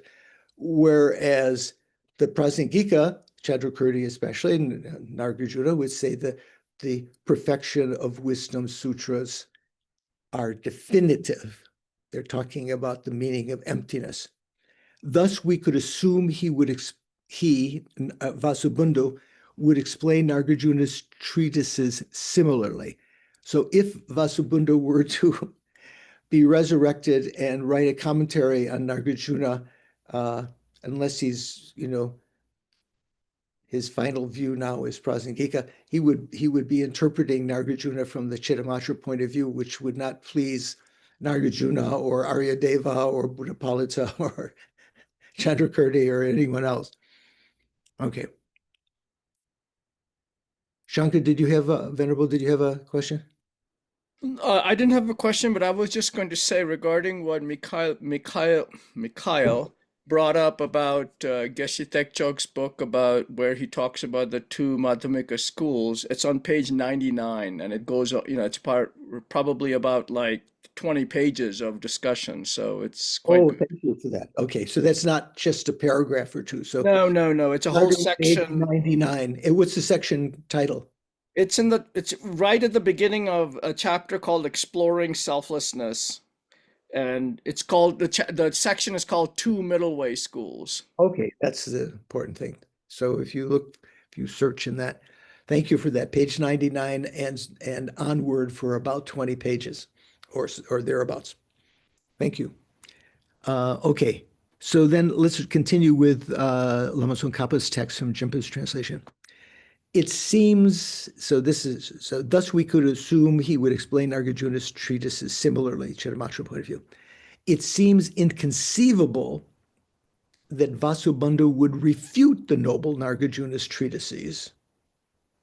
That's like, man, he doesn't comment on them explicitly, but it seems inconceivable that he would refute them. But at the same time, if he were to explain them according to their literal meaning, then what reason would he have not to do the same for the perfection of wisdom sutras? What does that mean? Can you pull that apart, Mikhail? He would qualify Nagarjuna as provisional, just like the Perfection of Wisdom Sutras.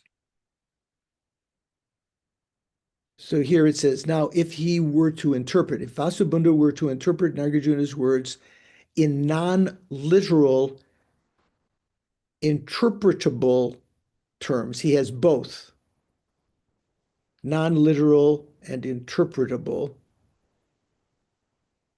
Whereas in Jimpa's note, right after that, at 508, he has a very interesting comment here. He says, in the critical Tibetan edition, as well as in the Tashi Lumpo and Kumbum editions of Tsongkhapa's collected works. So in other printings in Tibet of Gompa Rapsal, so they were all printed in earlier times. Now they're printed on printing machines, but they were printed by carving out on wood the reverse of the letters of the Pecha. He had to have very special talents to know how to do that, carve them out, and then you'd put the ink on it and you'd put it on paper. So there were various errors in those texts. So the different editions had typos like that. In the critical Tibetan edition, as well as in the Tashi Lumpo and Kumbun editions of Tsongkhapa's collected works, this reads in literal interpretable terms. So remember, one of you were talking about the difference between, maybe was it Stephen? That was me, Venerable George. Oh yeah. So literal and So non-literal. between literal and non-literal and then interpretable and literal definitive. versus definitive, they're being, having their own definition of those. So here it says, in some of the texts, let's say, it reads in literal interpretable terms. I believe this is a typographical error. In the critical Tibetan edition, as well as in the Tashi Lumbu and Kumbum editions of Tsongkhapa's collected works, this reads, this, meaning the quotation we're talking about, in literal interpretable terms. I believe this is a typographical error. So this is interesting. Paul, maybe you want to check this. So in this text, Jimpa translates it. It is, where is it? 508, right? Yeah. Hence, these treatises cannot be explained. No. Where is he talking about that?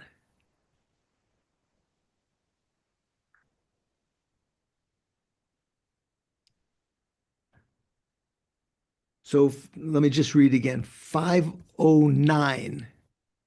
Maybe I pressed the wrong number there. Was it 508? 508, yeah. Yeah, 508. So I went to the wrong place in the Tibetan text. So get back to 508. So where 508 comes in, he just before that he says, now if Vasubandhu were to interpret Nagarjuna's words, Jimpa says, in non-literal, interpretable terms, Jimpa says the actual texts all say literal, interpretable terms. That's a big difference. Which do you think is right? So Jimpa is saying he's correcting it because he thinks it should say non-literal, interpretable terms. He would clearly do so from the Chittamatra standpoint. Do you think Jimpa is right there, Paul? I think he's wrong. And I think if you look in the very first book of Jeffrey's Mind Only series, Emptiness in the Mind Only School of Buddhism, page 37. Yeah, well, I have that memorized. This is only about that thick, right? I think Yes, exactly. So you'll remember, Venerable George, that on page 37, Jeffrey states, thus Gelugpa scholars hold that even for the proponents of mind only, the perfection of wisdom sutras are the supreme of sutras. That is, let me see, or maybe I got to see it. Well, I'll just read what he says. Are the supreme of sutras, even though their literal reading must be interpreted.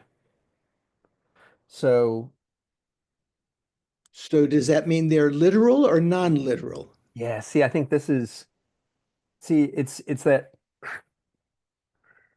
See, I think maybe So I had it backwards. let's go back. So stop. So I was impressed for a minute. I thought you had memorized all that because you were reading it. That's still good. You found it. So a literal, something that is literal means what?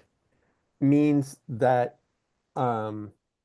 yes, this is the subtle distinction between interpretable and literal. Yeah, but Literal means that it's true, literally what it says. right. So Mikhail, what do you say? Yeah, I recall an example from Geshe Sopa. I mean, it can be literal, but not definitive. For example, if you say sound is impermanent because it is a product, that is literally true. But it is not definitive because from the Prasangika point of view, it is not mentioning emptiness. Right. It's not proving emptiness. It's not talking about emptiness. So literal just means that you can take it. Correct. It's valid. It's Literal. asserted by valid cognition. Yeah. So Jimpa is, let's say the texts say literal interpretable. Jimpa wants to translate it as non-literal interpretable. So reading again that sentence. Now, if we were to interpret Nagarjuna's works, if Vasubandhu were to interpret Nagarjuna's works, Vasubandhu's from Chittamatra point of view, if he were to interpret Nagarjuna's fundamental wisdom and so forth, in non-literal interpretable terms, he would clearly do so from the Chittamatra standpoint, or you could put it the other way. He would do so from the Chittamatra standpoint, point of view, as non-literal interpretable. So Paul's saying, and maybe he's going to revise his interpretation, you would go along with how the texts that Jimpa is saying are all wrong. All of these definitive texts say literal interpretable. You think that is correct? I believe so. Yeah, because so for example, when it says in the Perfection of Wisdom Sutra, all phenomena are empty of an own nature, a rangshana, swabhava. The Chittamatrans would say that is literally true. That statement is literal, but you need to interpret it to understand that own nature means the three natures. One of the three, yeah. Yeah. Well, actually, they'll say it's three natures are empty of three non-natures. So they'll say that the imputational natures are empty in terms of character. Other powered or dependent are empty in terms of self-production, and ultimate is empty in the sense of being the ultimate. So as you can see, if you were to delve into this topic of what sutras are considered definitive and which are considered interpretable, it is a very nuanced subject. And the subject of that Lama Tsongkhapa wrote a text on that I think His Holiness considers his most challenging text, the Drongne Lekshe Ningbo. We've mentioned many times Lekshe Ningbo. The full name is Drongne. So Drong means the interpretable, like to draw. Remember, D-R-A-N-G, that which you draw out the meaning from. And Nge, N-G-E-S, means definitive. So this exposition on the definitive and interpretable meanings, like She Ningbo, the essence of eloquence. His Holiness the Dalai Lama carries that book with him. He has many emendations in it, many notes written within it, and papers stuck in and so forth. And when Jeffrey Hopkins and other scholars have been with him, he's very, very happy to pull out his text and debate for hours about the different points, because there are all of these different subtle things.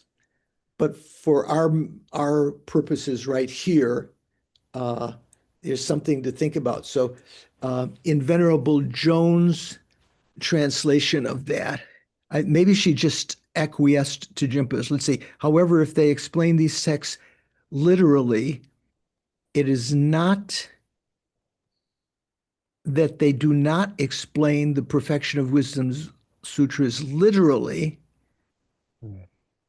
because when the interpretable meaning sutras are explained literally, their meaning must be explained as Chittamatra. So much different translation than Jimpa. Well, let's leave that for the time being. Maybe we'll go back to that discussion or a little bit next time. Shanka, what do you think? You know, and maybe you can tell me whether this is not the right forum to voice such an existential question. I don't think so. Okay. I have been, as I've been. Oh, I don't think it's the right forum. No. Oh, okay. No. Well, let me ask the question and then you can say. I mean, quickly. in the last as I've been chewing these dry bones for the last number of sessions in this section, Yeah. I can understand the reason for truly going into this from an academic standpoint. But from someone who is a practitioner and, let's say wants to realize emptiness at some point in this life, maybe not, I don't know. Sometimes I wonder, I mean, is this really all that relevant or important? Yeah. This kind of, I don't know what the word is, Yeah, chewing dry bones. Yeah, philosophical analysis and so forth, and subtle distinctions. So, from many points of view, it's beneficial. You could realize emptiness on an elemental level, just applying the four points, the four essential points, observing in your own experience the object of negation, let's say your own I, in your own mind, who you consider yourself to be, and analyzing how that appears to be findable, somehow existing from its own side. You can observe that, and you can use reasonings to refute that. But to understand and to be able to explain the evolution of this kind of meditation, where did it come from? Did the Buddha just teach that out of nowhere without any kind of explanation? It's not even, the Buddha didn't even teach those stages. All of those have to come from the treatises that Nagarjuna wrote, and like Chandrakirti wrote, and other great beings wrote, how to get to that point of realizing how to be a bodhisattva on the path of seeing, how to realize emptiness. You have to have that kind of sort of surrounding understanding to really understand, to have the stamina to keep on going and to practice that way. It sharpens the mind in going through logic like this. It leaves virtuous imprints to be able to, when Maitreya Buddha, the next universal teacher, comes, fathomlessly, eons from now, when he teaches the wheel of Dharma, if we have the karma to be there, we may be in the entourage. We may be lay people or non-Aryas, let's say. It could be monks, or many monks are non-Aryas, but or we might be Arya beings at that time. But to understand all of the things, he won't just say one simple meditation, just the four essential points. That's all. He'll mention many other things, right? Method side and different interpretations of the, he'll give many different discourses. Maybe he will, I can't remember, among the four deeds of turning the three wheels of Dharma, is it that all Buddhas, Paul, do you know, all Buddhas turn three wheels of Dharma? I'm not sure. I generally say they all turn the wheel of Dharma. I'm not sure if they all turn all. I know all Buddhas don't teach Tantra. That's right. No, but I don't remember about the three wheels. Okay, so anyway, So it sharpens the mind, leaves karmic imprints that when you are there in the presence of Maitreya, you will understand what he's talking about. Right? So Venerable Shanka will be amongst the Arya beings there. That is, when other people ask the Buddha, ask afterwards, what did he mean? He would say, Venerable Punsok said this. Lodsom Punsok said this about, explaining that. Okay, so Thank you, Venerable. That's very helpful because sometimes I have these kinds of doubts in my mind, about why yeah. I'm studying and Yeah, so. right. Well, that's the doubt of all the people that even in high school, even with Lama Osel, when I was teaching him, what do I need to learn mathematics for? When am I going to use that? I said, you might have to interpret the train schedule, figure out which train, if you had to change trains here, did you have enough time to change? And he said, my attendant could do that. Now he doesn't have attendant and has other kinds of, problems with worldly things like that. Okay, anyway, the point of, so continuing, this said, since those statements that present all phenomena as lacking ultimate existence and as not existing by virtue of their intrinsic characteristics are established to be literally true by means of reasoning, they're literal. There is no effective objection to their literal meaning. Hence, these treatises, which treatises are we talking about here? Second turning, perfection of wisdom? Is that because he's talking about Nagarjuna, right? So those statements that present all phenomena, so those, you could say those sutras that present all phenomena as lacking ultimate existence, so that phenomena do not exist ultimately, and as not existing by virtue of intrinsic existence, intrinsic characteristics. So those sutras that say the two things, phenomena are not ultimately existent, and they are not inherently existent. They are established to be literally true by means of reasoning, Lama Tsongkhapa says.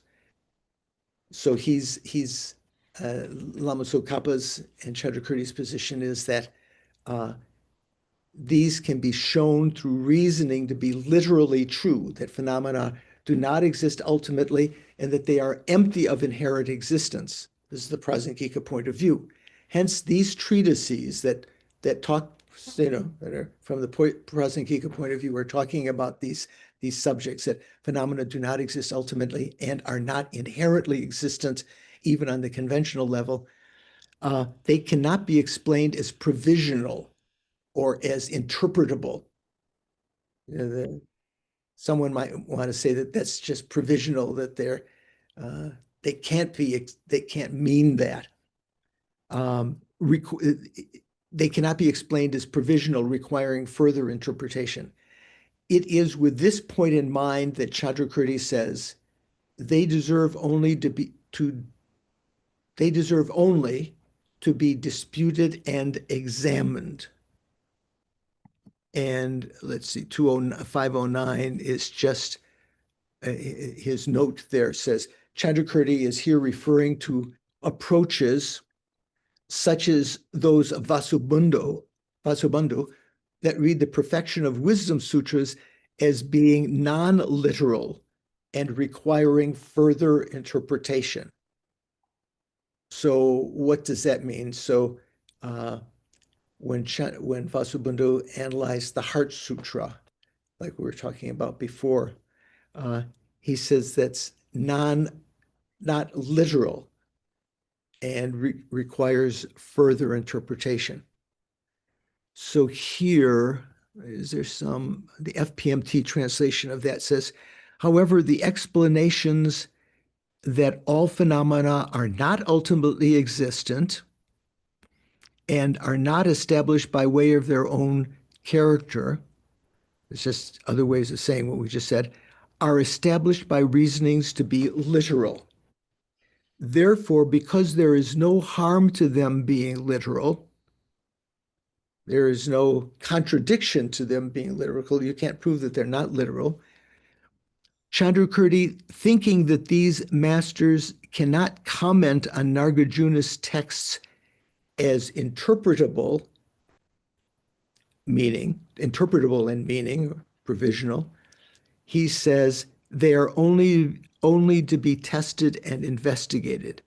So Joan is taking they only to be tested and investigated are these sutras that talk about phenomena not existing ultimately and not existing inherently on the conventional level.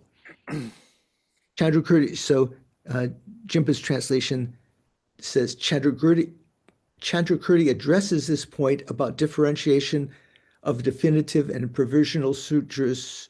Oh, no, sorry.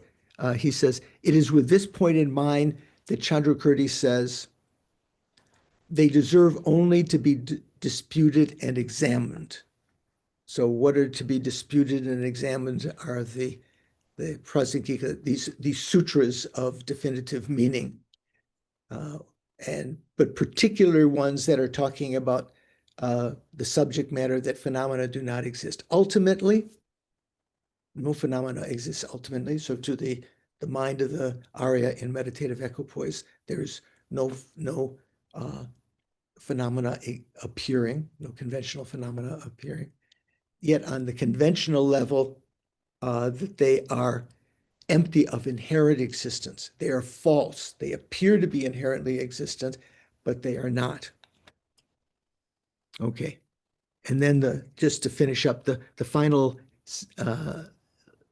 sentence or two, the point of giving effective objections against a non-literal reading.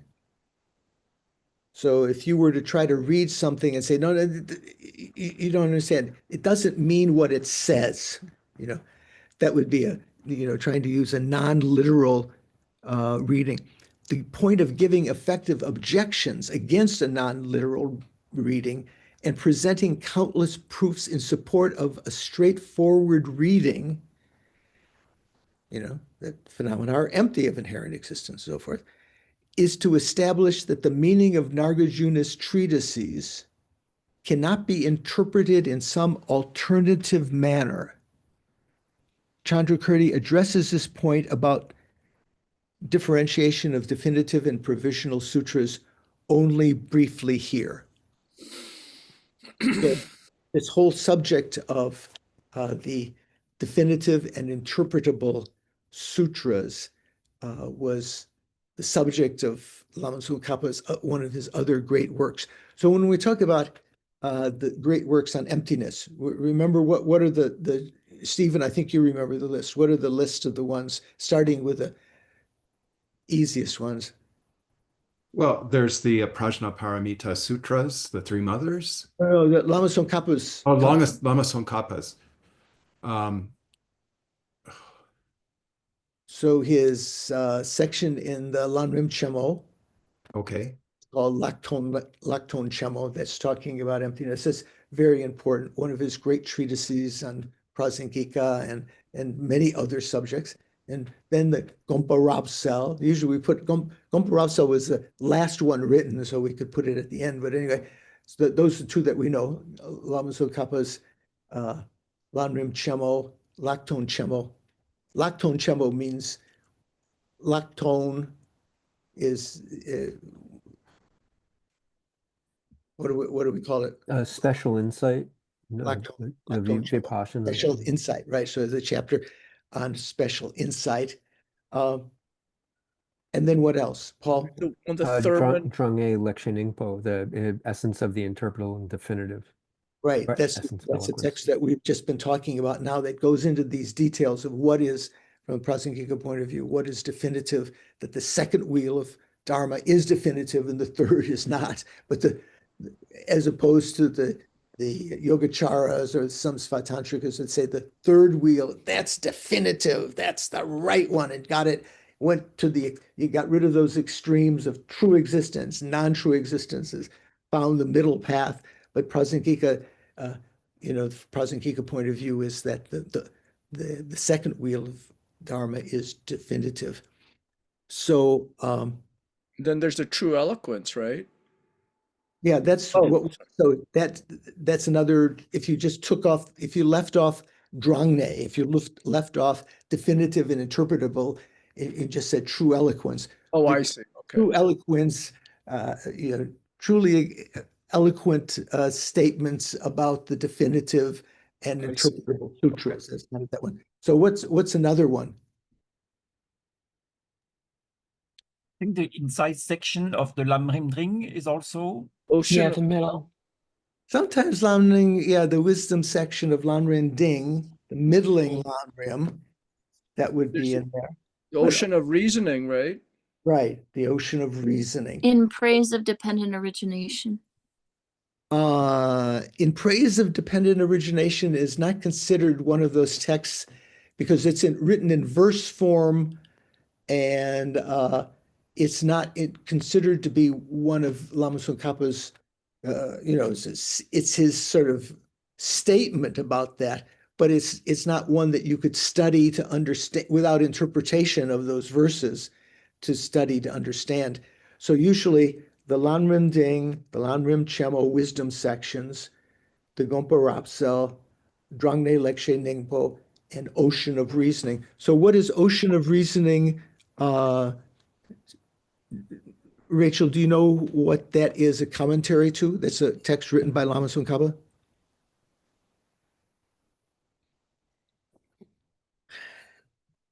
Nadine, do you know the Ocean of Reasoning?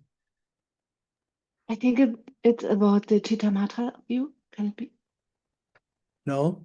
It's a commentary on Nagarjuna's fundamental treatise. Root verses, right? yeah. Yeah, but Gompa Rapsel is also commentary on the root verse. Well, Gompa Rapsel is a commentary on Chandrakirti. Rikpe Gyatso is commentary on Nagarjuna. No, I'm saying, so Majjhimakavatara is a commentary. I say Gompa Rapsel. Majjhimakavatara is a commentary on fundamental wisdom. Well, it's the Mula Madhyamika Karika, right? So isn't that the root verses? That's the commentary? Yeah, so it's different things. So fundamental wisdom is here. So we have two kinds of commentaries. The meaning commentary, or let's say word commentary and meaning commentary. So the word commentaries to the fundamental wisdom were by Buddhapalita, going over every word, and even above the Viveka, but mainly we say Chandrakirti's Prasanapada, right? So you've got fundamental wisdom. Chandrakirti wrote a word commentary called Prasanapada, clearly worded. He also wrote a meaning commentary to fundamental wisdom called Majjhimakavatara, and it's Bhashyam, it's commentary, right? Lama Tsongkhapa wrote commentaries to both. He wrote a meaning commentary to the fundamental wisdom, and that's called what? I mean, so it's a literal, what did I say? Word commentary. What is his word commentary called? Whose? Lama Tsongkhapa's word commentary to Prasanapada. Ocean of Reasoning, that's one, no? What is it? Ocean of Reasoning. Ocean of Reasoning. That's what's translated as ocean of reasoning. I see. Okay, I see what you're saying. So it's the Lama Tsongkhapa's commentary to Prasanapada, which is a word commentary of fundamental wisdom. And Gompa Rapsel, what we're studying, Lama Tsongkhapa's commentary to Chandrakirti's meaning commentary to the fundamental wisdom. Okay.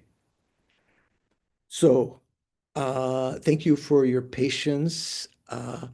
We can go. I still haven't gone over in any of these classes the 7th chapter of Geshe Zopa's final volume about establishing phenomena conventionally using valid cognition, using pramana and reasoning and so forth. So we'll get to that sometime. So if you have a chance to read in Geshe Sopa's volume, which Venerable has up, is opening up for auspiciousness right now, so that he can scan over the pages. I'm just looking at it. I'm not. Leave an imprint. Just scan the pages there. And so we're going to begin next time with this next verse, with this next section that says rejecting objections raised by such a refutation. So in the Tibetan text, it says nipa.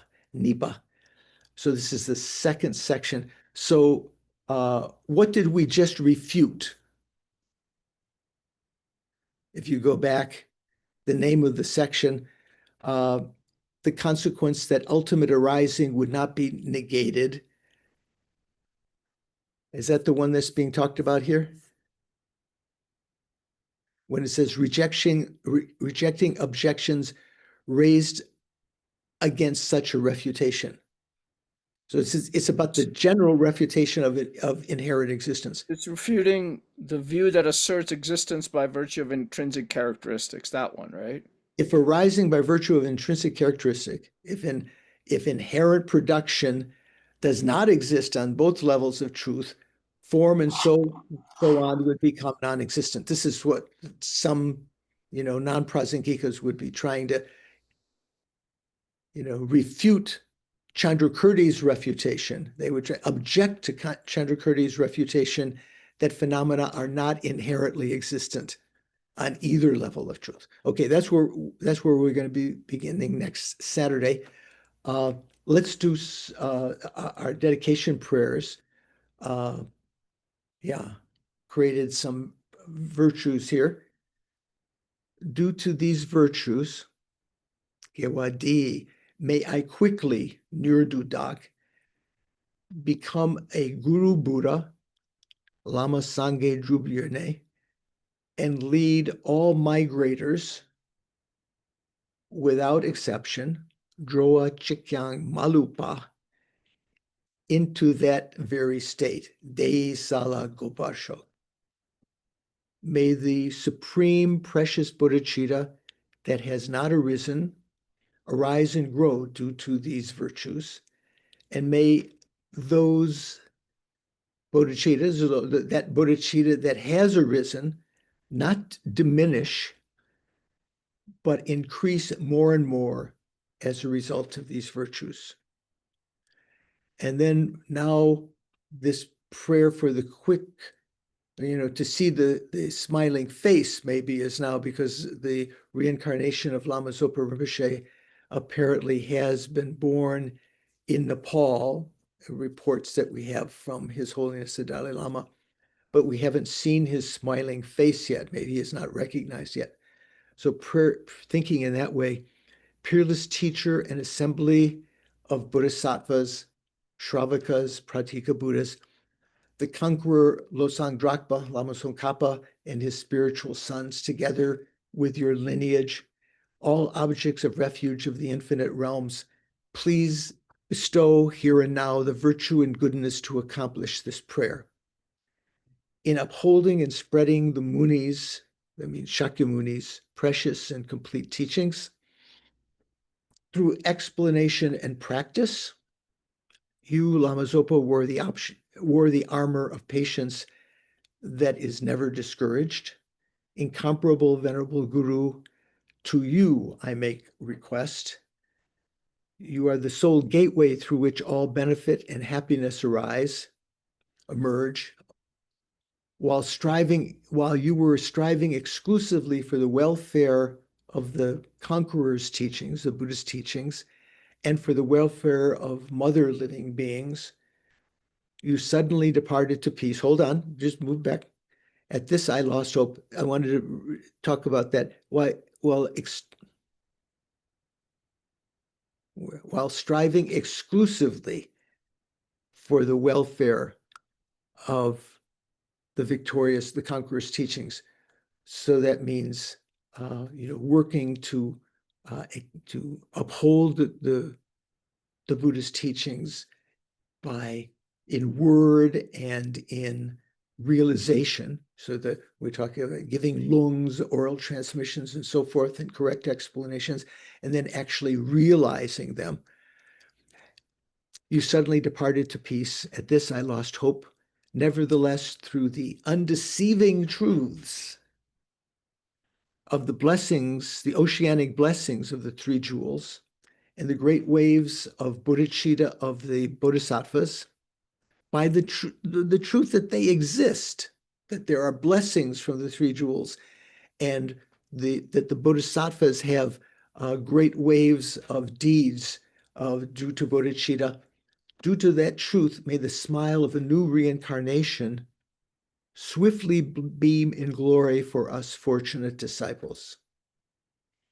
And finally, for all of our gurus, you who are my eyes for viewing all the infinite scriptures, supreme gateways for the fortunate ones traveling to liberation, engaging with skillful means, moved by mercy, meaning love and compassion, illuminating spiritual friends, I make this request. Please live long and stable lives.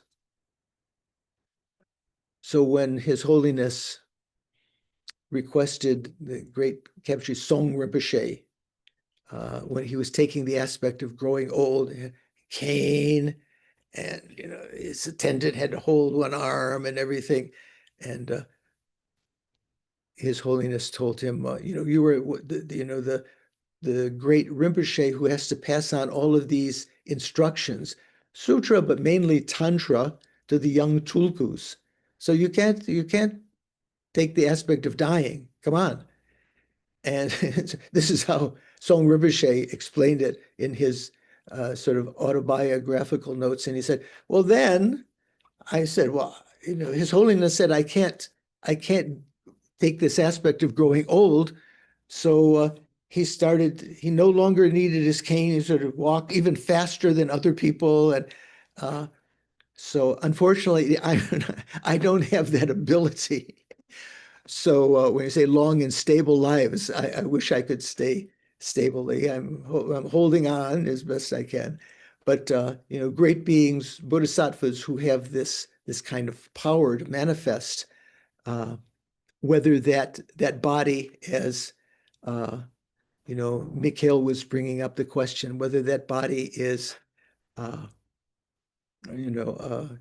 Rangshinki Lu, if it's of the nature of the mind somehow. One interpretation from Jesumba was saying, if I remember correctly from Mikhail's notes that he sent, that's saying that it is not the result of contaminated karma and delusions, but those bodies are the result of contaminated karma, but not nurtured by delusion. They're brought about by prayer and so forth. So that has to be interpreted. But anyway, these great bodhisattvas, great lamas, who take the aspect of staying young and so forth, like that, like Tsong Rinpoche, revert, when he reached the point of looking like he was declining, then he was told by the Dalai Lama he couldn't do that. So then he started improving his health. And that's something that shows, incomparable qualities. Anyway, I look forward to seeing some of you. I look forward to seeing all of you on Monday, but I think that's more than I can wish for. But certainly next Saturday. Thank you for your patience.